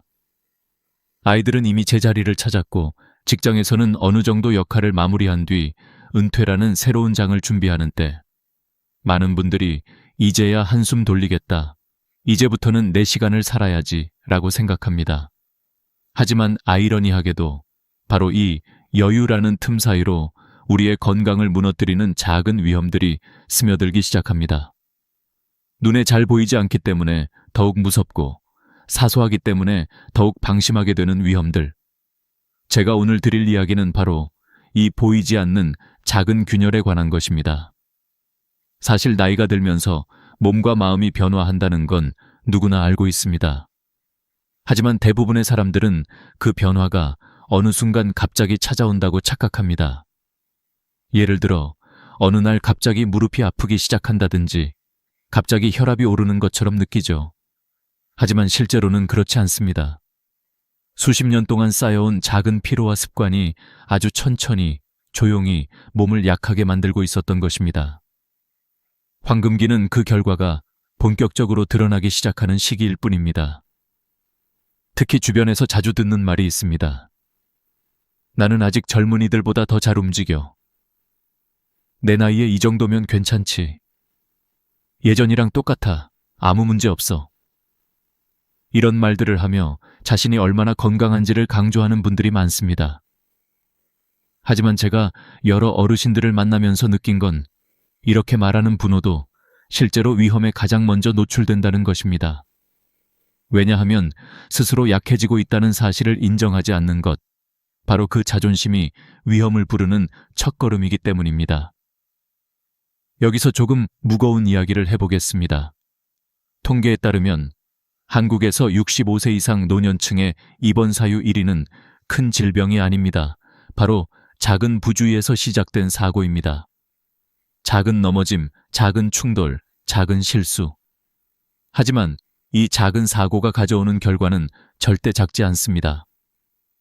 고관절 골절로 1년 안에 다시 걷지 못하게 되는 비율은 무려 40%에 가깝고 그중 다시 독립적인 생활로 복귀하는 비율은 절반도 되지 않습니다. 황금기는 분명 아름다운 시기지만 준비가 없다면 그 아름다움은 너무 쉽게 깨져버립니다. 제가 이렇게 강조하는 이유는 단순히 위험을 경고하기 위함이 아닙니다. 오히려 이 시기를 진짜 황금기답게 만드는 방법이 무엇인지 알기 위해서입니다. 황금기는 저절로 황금빛으로 빛나는 시기가 아닙니다. 우리가 조금 더 섬세해지고 몸과 마음의 변화를 받아들이고 삶을 지혜롭게 조율해 나갈 때 비로소 황금이 됩니다. 그렇다면 이 시기의 진짜 위험이란 무엇일까요? 바로 우리가 변하고 있음에도 불구하고 변하지 않으려는 마음, 그리고 작은 변화들을 무시하는 태도입니다. 건강은 어느 날 갑자기 무너지지 않습니다. 그 전에 반드시 신호를 보냅니다. 숨이 예전보다 조금 더 차다든지, 계단 오르기가 예전만큼 쉽지 않다든지, 가끔씩 어지러움이 온다든지, 밤에 잠이 얕아지는 등 눈에 띄지 않는 변화들이 쌓여갑니다. 문제는 우리가 그것을 나이 탓으로만 돌리며 방치하는 데 있습니다. 하지만 저는 이 말을 꼭 드리고 싶습니다. 나이는 변명거리가 아니라 관리 신호입니다. 관리하면 지킬 수 있고 준비하면 예방할 수 있습니다. 황금기의 진짜 위험은 눈에 보이는 큰 병이 아니라 우리가 무심코 반복해온 작은 습관과 자존심 속에서 자라는 미세한 균열입니다. 오늘 이야기를 통해 그 균열이 어디에 있는지 함께 살펴보며 앞으로의 삶을 더 단단하게 지켜낼 수 있기를 바랍니다. 이 시기를 어떻게 보내느냐에 따라 80세 이후의 삶이 완전히 달라집니다. 그리고 저는 여러분이 더 건강하고 더 단단하고 더 행복한 황금기를 만들어 가시길 진심으로 바랍니다. 나이가 들어가면 가장 먼저 느끼는 변화 중 하나는 바로 균형 감각입니다. 예전에는 눈을 감고도 금방 중심을 잡았던 발걸음이 이제는 조금만 빨리 움직여도 흔들리기도 하고 좁은 공간을 지날 때 스치듯 부딪히는 일도 늘어납니다. 많은 어르신들이 이를 대수롭지 않게 생각하지만 사실 이 작은 변화가 노년기의 삶을 완전히 바꿔놓을 수도 있는 심각한 위험의 시작입니다. 한국의 보건복지부 자료에 따르면 65세 이상 노인의 응급실 방문 원인 1위는 낙상, 즉 넘어짐입니다. 단순히 무릎을 다치는 정도가 아니라 고관절 골절이나 척추 압박 골절처럼 삶의 독립성을 송두리째 흔드는 부상으로 이어지는 경우가 많습니다. 제가 한 어르신에게 들었던 말이 있습니다. 넘어진 건 1초였지만 다시 걷는 데는 1년이 걸렸다. 그만큼 한 번의 실수가 인생의 속도를 크게 늦출 수 있다는 뜻입니다. 특히 노년층에서의 넘어짐은 단순한 사고가 아닙니다. 뼈의 밀도가 60대부터 급격히 낮아지기 때문에 충격을 받으면 쉽게 부러지고 근육량도 줄어들어 회복이 훨씬 더디게 진행됩니다. 실제로 고관절 골절 후 6개월 안에 다시 독립적으로 생활할 수 있는 비율은 50%가 차에 되지 않습니다. 이 때문에 의료계에서는 낙상을 노년기의 조용한 암이라고 부르기도 합니다. 처음에는 별거 아닌 것처럼 보이지만 결과는 결코 사소하지 않기 때문입니다. 문제는 대부분의 넘어짐은 예방할 수 있었다는 사실입니다. 우리가 조금만 더 조심하고 생활 환경을 조금만 더 안전하게 바꿨더라면 일어나지 않았을 사고가 너무 많습니다. 예를 들어 집안에서 가장 위험한 장소는 욕실과 주방입니다. 바닥은 젖기 쉽고 좁은 공간에서 움직이다 보면 미끄러질 가능성이 높습니다. 그런데 많은 분들이 욕실에 미끄럼 방지 매트를 깔거나 샤워실 손잡이를 설치하는 것을 불편하거나 번거롭다는 이유로 미루곤 합니다. 하지만 이 작은 준비가 넘어짐을 30% 이상 줄여준다는 연구 결과가 있습니다. 또한 계단의 모서리에 미끄럼 방지 테이프를 부착하는 것만으로도 사고 위험을 크게 낮출 수 있습니다. 저는 이 부분을 강조할 때마다 늘 한 가지 비유를 사용합니다. 집은 평생 함께한 친구지만 시간이 지나면 그 친구도 우리가 다시 손봐줘야 할 부분이 생긴다. 집도 나이 들고 우리는 그 집을 우리 몸에 맞게 다시 조정해 주어야 합니다.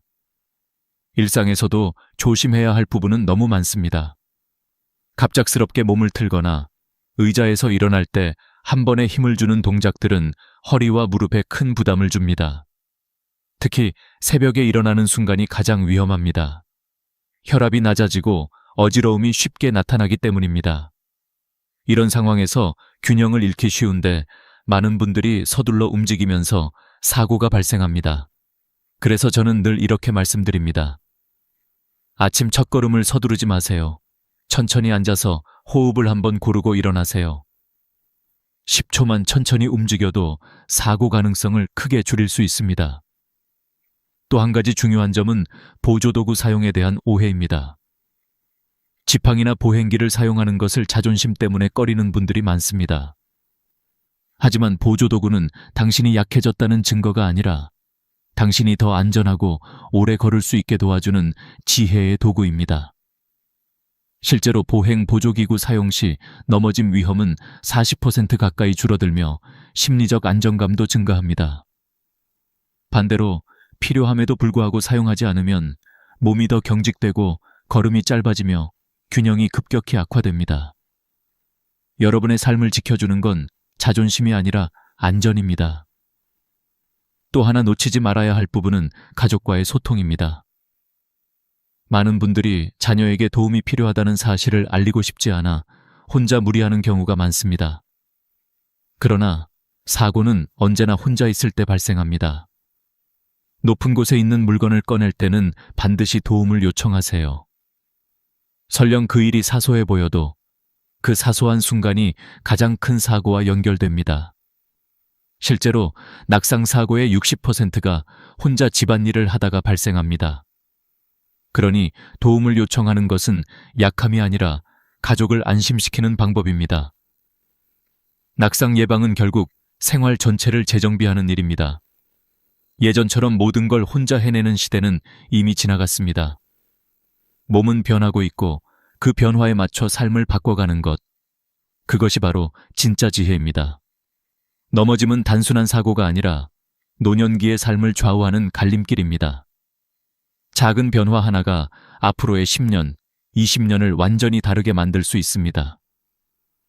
그리고 저는 여러분이 그 시간을 더 안전하고 더 편안하게, 더 자존감 있게 살아가길 진심으로 바랍니다.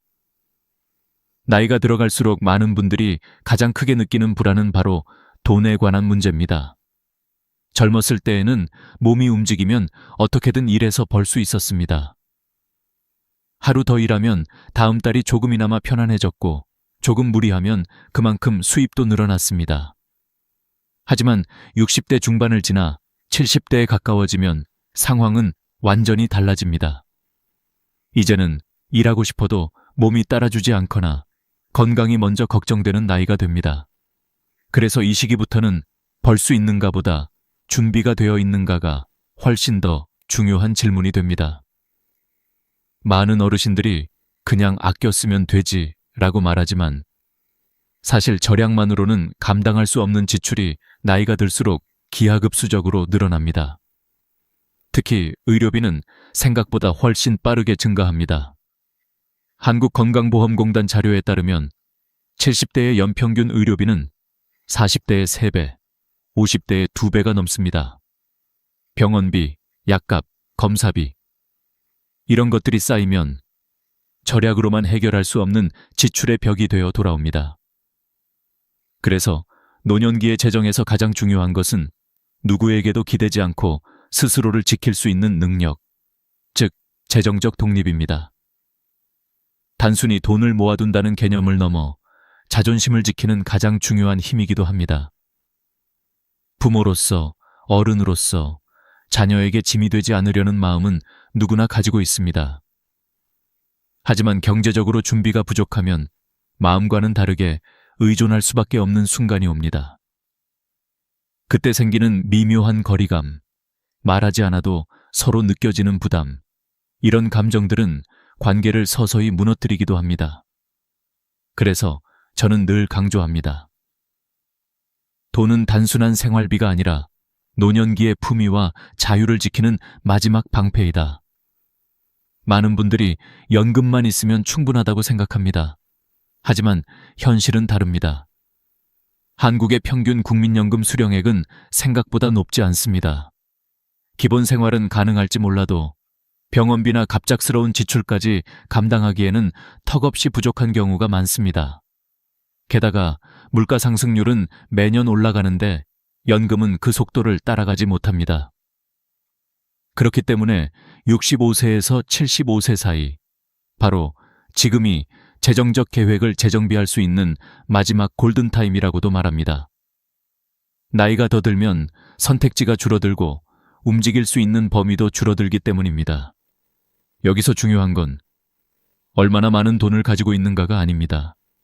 정말 중요한 것은 돈이 어디로 흘러가는지 알고 있는가, 불필요한 지출을 줄이고 핵심에 집중하고 있는가, 나의 속도에 맞는 경제 구조를 만들어 두었는가입니다.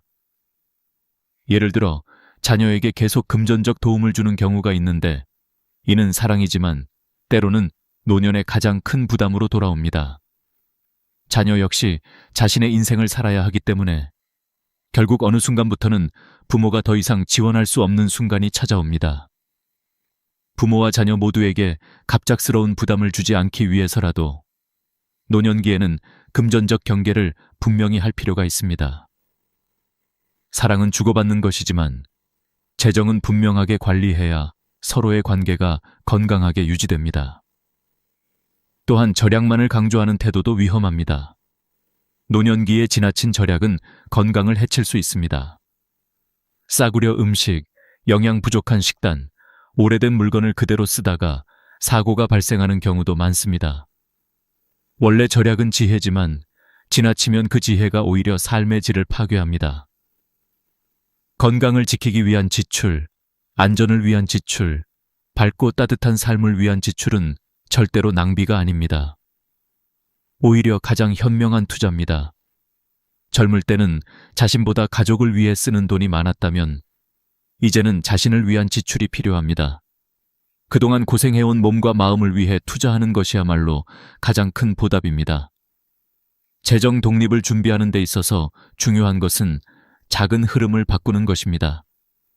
예를 들어 매달 고정 지출을 점검하고 보험이나 필요 없는 구독 서비스를 정리하고 실질적으로 도움이 되는 보장성 보험을 재검토하는 것만으로도 재정적 여유가 생깁니다. 또한 소액이더라도 꾸준히 저축하거나 금융상품을 활용하면 향후 예기치 않은 지출에 대비할 수 있습니다. 중요한 건 지금 시작하는 것입니다. 완벽할 필요도 큰돈이 필요도 없습니다. 흐름을 바꾸는 것, 버티는 힘을 만드는 것, 그것이 재정 독립의 출발점입니다. 그리고 마지막으로 재정 독립은 단지 돈의 문제가 아니라 마음의 문제입니다. 경제적으로 여유가 생기면 자신감이 생기고, 자신감이 생기면 사회적 관계도 더 편안해지고, 삶의 선택도 자유로워집니다. 반대로 경제적 불안은 몸과 마음 모두를 불안하게 만들고 사람을 점점 더 작고 위축되게 합니다. 노년기의 행복은 얼마나 안정적인가에 달려 있습니다. 여러분의 삶이 흔들리지 않도록 재정은 가장 먼저 다져야 할 기초입니다. 지금부터라도 늦지 않았습니다. 오늘 한 걸음이 내일의 자유를 지킬 것입니다. 60대 후반에 접어들면 사람의 몸은 더 이상 예전처럼 움직이지 않습니다. 하지만 많은 분들이 이 사실을 인정하려 하지 않습니다. 나는 아직도 젊을 때처럼 할 수 있어. 이 정도는 아무것도 아니야 라는 말로 스스로를 다독이지만 그 말 뒤에는 한 가지 공통점이 있습니다. 바로 몸이 보내는 신호를 외면한다는 것입니다. 몸은 절대로 거짓말을 하지 않습니다. 조금만 움직여도 숨이 차는 느낌, 허리가 뻐근한 아침, 밤마다 뒤척이며 찾아오는 불면, 계단을 오를 때 몰래 찾아오는 가벼운 현기증. 이것은 단순한 피곤함이 아니라 몸이 보내는 위험 신호입니다. 우리가 무시하면 무시할수록 그 신호는 더 큰 문제로 돌아옵니다. 젊을 때는 무리한 일을 해도 다음 날이면 금방 회복되었습니다. 하지만 65세 이후의 몸은 회복 속도가 절반 이하로 떨어집니다. 근육량도 매년 1%씩 감소하고 혈관도 탄력을 잃어 조금만 무리해도 혈압이 크게 흔들립니다. 의학적으로 보면 나이가 들수록 밤사이 회복해야 하는 에너지의 양이 급격히 늘어나지만 실제로 몸이 회복할 수 있는 속도는 줄어듭니다. 그래서 60대 중반 이후에는 무리하지 않는 것이 바로 건강을 지키는 전략이 됩니다. 제 경험상 과로로 큰 병을 얻은 분들은 대부분 공통적으로 이렇게 이야기합니다. 그날도 그냥 버티면 되는 줄 알았어. 그동안 그래 왔으니까. 하지만 몸은 어느 날 갑자기 무너지는 것이 아니라 계속된 경고를 견딜 만큼 견디다가 한순간에 한계점을 넘는 것입니다. 여기서 현실적인 예를 하나 들어보겠습니다. 서울의 한 병원에서 발표한 자료에 따르면 65세 이상 환자 중 심근경색으로 응급실에 온 환자의 40%가 사고 전 2주 동안 과로를 경험했다고 답했습니다. 즉, 과로는 단순한 피로가 아니라 생명을 위협하는 요인이 됩니다. 또 다른 조사에서는 60대 후반의 노년층이 하루 6시간 이상 서서 일하거나 무거운 물건을 자주 들 경우 허리 디스크나 척추 협착증 발병률이 3배 이상 증가한다고 보고했습니다. 노년기의 몸은 이미 수십 년간의 사용으로 지쳐있고 단단해 보이지만 안쪽은 약해져 있습니다. 나무도 수령이 높아지면 조금의 바람에도 쉽게 부러지듯 우리의 몸도 겉으로 보이는 것보다 훨씬 섬세하고 조심스럽게 다뤄야 합니다. 그렇다면 왜 많은 분들이 몸이 보내는 신호를 무시할까요? 그 이유는 단순합니다. 평생 해오던 방식을 바꾸는 것이 쉽지 않기 때문입니다. 젊었을 때는 가족을 위해, 직장을 위해, 공동체를 위해 몸을 사리지 않고 일을 했습니다. 몸이 아파도 참고 피곤해도 견디고 힘들어도 버티는 것이 당연한 시대를 살았습니다. 하지만 그때의 몸과 지금의 몸은 다릅니다. 과거의 방식으로 현재를 살려 하면 몸은 반발할 수밖에 없습니다. 그러므로 노년기는 몸이 원하는 속도로 살아가는 법을 배우는 시기입니다. 이 시기의 지혜는 참아내는 힘이 아니라 휴식하는 기술에 있습니다. 휴식은 절대 게으름이 아닙니다. 오히려 휴식은 건강을 유지하고 삶의 질을 높이는 가장 중요한 요소입니다. 의사들은 말합니다. 불필요한 과로를 줄이고 충분한 휴식을 취하는 것만으로도 심혈관 질환 위험이 30% 이상 감소한다고. 실제로 많은 어르신들이 자신도 모르게 과로를 반복합니다. 아침에 일어나 집안을 청소하고 무거운 장을 보고 손주를 돌보고 쉬지 않고 하루를 보냅니다. 하지만 이런 생활은 몸을 빨리 소모시키고 결국 병원에 가서야 왜 이제야 오셨어요? 라는 말을 듣게 됩니다. 저는 수많은 어르신을 보며 한 가지 확신하게 되었습니다. 노년기의 건강은 힘을 얼마나 쓰느냐가 아니라 힘을 얼마나 아끼느냐로 결정됩니다. 또 하나 중요한 사실은 몸이 보내는 신호는 절대 우연이 아니라는 것입니다. 숨이 차다면 심장과 폐가 힘들어하고 있다는 뜻이고, 다리가 자주 저린다면 혈액순환이 원활하지 않다는 신호입니다. 잠이 잘 오지 않는다면 몸이 과로로 긴장 상태라는 의미입니다. 이런 신호들을 무시한 채 과로를 반복하는 것은 자신의 몸을 적으로 만드는 것과 같습니다. 노년기에 가장 중요한 일은 몸과 대화하는 것입니다. 몸이 힘들다고 말할 때 멈춰서는 용기, 낮잠이 필요하다고 느낄 때 잠시 눈을 붙이는 여유, 무거운 물건을 들지 않겠다는 결심, 이런 작은 선택들이 병을 막고 긴 세월을 지켜냅니다. 노년기의 삶에서 가장 소중한 건 속도가 아니라 지속력입니다. 얼마나 빨리 움직이느냐가 아니라 얼마나 오래 건강하게 움직일 수 있느냐가 중요합니다. 과로는 몸을 빠르게 소진시키고 삶을 짧게 만들지만, 휴식은 몸을 다시 회복시키고 삶을 연장해 줍니다. 여러분은 이미 평생 열심히 살아오셨습니다. 이제는 몸이 요구하는 속도를 존중해주는 지혜가 필요합니다. 몸이 보내는 신호를 듣고 과로의 대가를 미리 막는 것. 이것이야말로 남은 황금기를 더 길고 더 빛나게 만드는 진짜 비결입니다. 나이가 들어갈수록 인간관계는 단순해지는 것처럼 보이지만 사실은 더 민감하고 더 깊어집니다. 젊을 때는 바쁘다는 이유로 혹은 일이 많다는 핑계로 갈등이 지나가기도 하고 외로움이 느껴져도 금세 잊힌 채 하루가 흘러갔습니다. 하지만 60대 후반, 70대에 가까워지면 마음을 지탱해주던 많은 것들이 하나둘씩 사라지기 시작합니다. 직장은 더 이상 우리의 일상을 채우지 않고, 자녀들은 각자의 삶으로 멀어지고, 주변 친구들도 건강 문제로 자주 만나기 어려워집니다. 이렇게 삶이 조용해지는 만큼 내면의 감정들은 더 크게 울립니다. 이 시기부터는 관계, 외로움, 그리고 재혼이라는 민감한 문제들이 자연스럽게 떠오르게 됩니다. 우선 배우자와의 관계는 노년기의 가장 중요한 심리적 기반입니다. 젊을 때는 서로의 삶이 바쁘고 아이 양육이나 생계 문제에 치여 깊은 대화를 하지 못하는 경우가 많았습니다. 하지만 이제 둘만의 시간이 길어지면서 평생 미뤄왔던 감정이나 갈등이 갑자기 떠오르기도 합니다. 사소한 말 한마디, 작은 오해, 생활 속 작은 차이가 생각보다 크게 다가옵니다. 많은 부부들이 노년기에도 여전히 사소한 일을 가지고 싸우고 그 싸움이 며칠씩 이어지곤 합니다. 특히 고집과 자존심이 강해지는 시기이기 때문에 내가 옳다는 생각이 부딪히며 갈등이 더 쉽게 커집니다. 하지만 저는 수많은 부부를 지켜보며 한 가지 확실한 점을 깨달았습니다.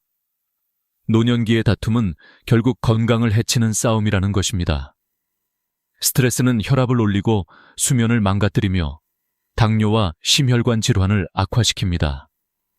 실제로 스트레스가 심한 노년층은 심장질환 위험이 2배 가까이 높다는 연구도 있습니다. 즉, 부부싸움은 단순한 감정 소모가 아니라 몸을 직접 해치는 행동에 가깝습니다.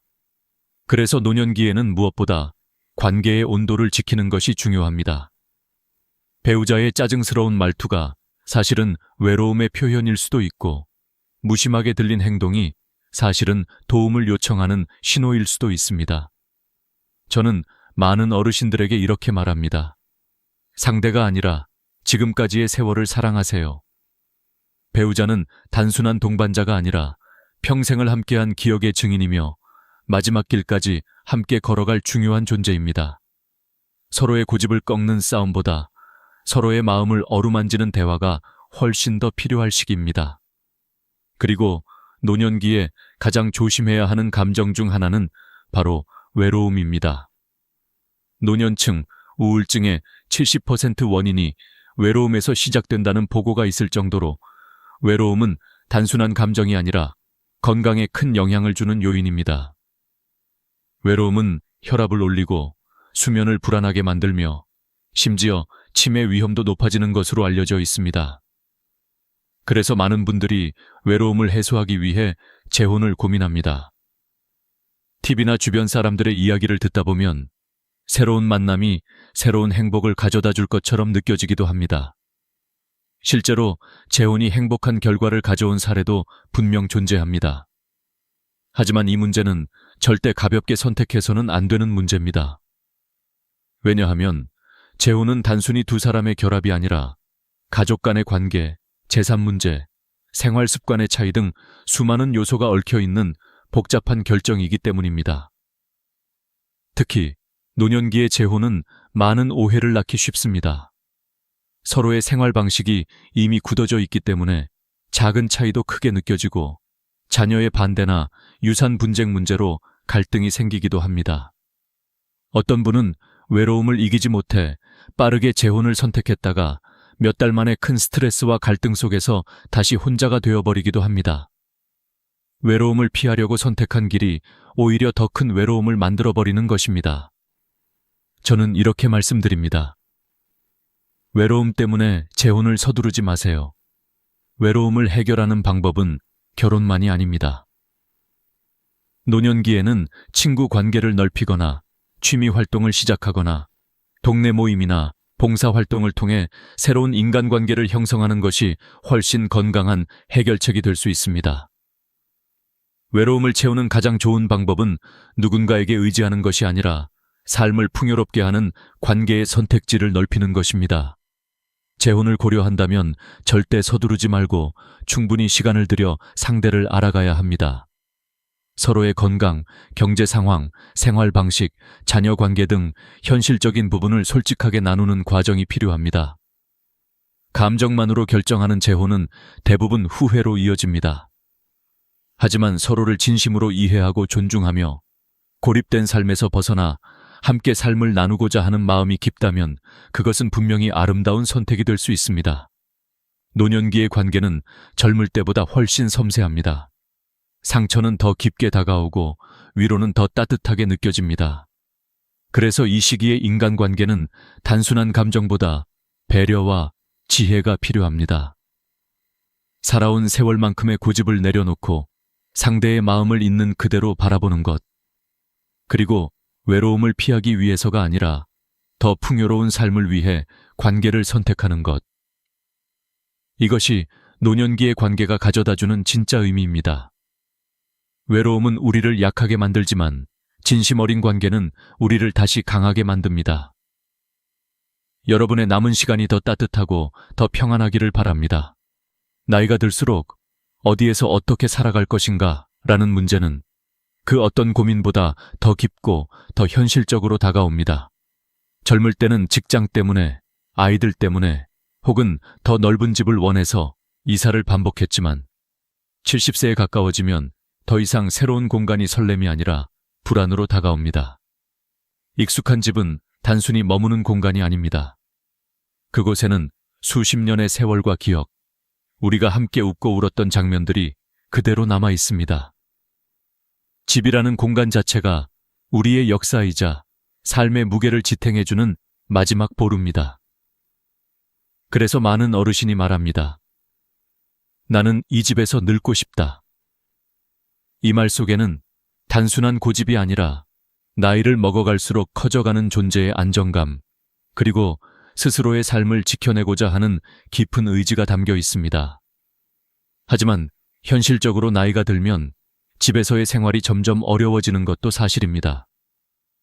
계단이 부담이 되고 욕실에서 미끄러질까 두려워지고 고장이 나도 쉽게 고칠 수 없으며 갑작스러운 위급 상황이 발생할 때 도움을 요청하기도 쉽지 않습니다. 그렇기 때문에 많은 자녀들은 부모님에게 더 작은 집으로 이사하거나 자신들과 함께 살 것을 권유합니다. 물론 그 마음은 깊은 사랑과 걱정에서 비롯된 것입니다. 하지만 그 선택이 언제나 좋은 해결책이 되는 것은 아닙니다. 왜냐하면 집을 떠난다는 것은 단순히 공간의 이동이 아니라 삶의 일부를 내려놓는 일이기 때문입니다. 새로운 환경은 불편하고 낯설고 때로는 외로움을 더 크게 만들기도 합니다. 실제로 많은 노년층이 이사를 한 후 우울감이 증가했다는 연구 결과도 있습니다. 익숙함은 우리에게 안정감을 주고 안정감은 몸과 마음의 건강에 직접적인 영향을 미칩니다. 그래서 저는 항상 이렇게 말합니다. 가능하다면 집을 지키세요. 단, 집을 현재의 몸에 맞게 새롭게 조정해야 합니다. 손잡이를 설치하고 미끄럼 방지 장치를 붙이고 복잡한 구조의 가구를 정리하는 것만으로도 집은 더 안전하고 편안한 공간으로 바뀝니다. 혼자 사는 어르신이라면 비상벨, 문턱 제거, 스마트 조명 같은 작은 변화가 큰 사고를 예방할 수 있습니다. 나이가 든다는 것은 집을 떠나야 한다는 의미가 아니라 집을 다시 지금의 나에게 맞게 만드는 과정일 뿐입니다. 집은 도망쳐야 하는 곳이 아니라 우리가 다시 품어야 할 공간입니다. 그러나 어떤 경우에는 요양원이나 실버타운이 필요할 때도 있습니다. 걷기가 힘들어지고 일상생활이 어려워지거나 의료적 관리가 필요한 상황이라면 전문적인 도움을 받는 것이 더 안전할 수 있습니다. 문제는 많은 분들이 이 결정을 실패나 포기로 받아들인다는 것입니다. 하지만 요양원 입소는 결코 패배가 아닙니다. 그것은 상황이 요구하는 하나의 선택일 뿐입니다. 다만 이 선택은 반드시 신중해야 합니다. 한국에서 많은 노년층이 요양원에 들어간 후 가장 크게 느끼는 감정은 편안함이 아니라 고립감입니다. 편의와 안전을 위해 만들어진 시설이지만 낯선 환경과 규칙, 익숙하지 않은 사람들 속에서 정서적인 외로움이 깊어지는 경우가 많습니다. 나이가 들수록 정서적 안정은 신체적 건강만큼 중요합니다. 감정이 약해지면 몸도 약해지고 몸이 약해지면 다시 마음도 무너집니다. 그래서 저는 늘 강조합니다. 요양원을 선택하기 전에 반드시 집에서 버틸 방법을 먼저 찾아라. 방문 간호 서비스, 돌봄 서비스, 지역복지센터 프로그램, 응급 호출 시스템 등 다양한 지원을 활용하면 집에서도 안전하게 생활할 수 있는 경우가 많습니다. 혼자만의 힘으로 버티는 것이 아니라 도움을 받으며 집을 지키는 것이 오히려 더 지혜로운 결정일 수 있습니다. 중요한 건 혼자 있는 것이 아니라 혼자 있어도 안전한 것입니다. 삶의 마지막 공간을 선택하는 문제는 단순히 보금자리를 정하는 것이 아니라 내가 누구로 남고 싶은가를 결정하는 문제에 가깝습니다. 나의 존엄, 나의 독립성, 나의 감정, 나의 기억. 그 모든 것을 지켜주는 공간이 어디인지 스스로 선택해야 합니다.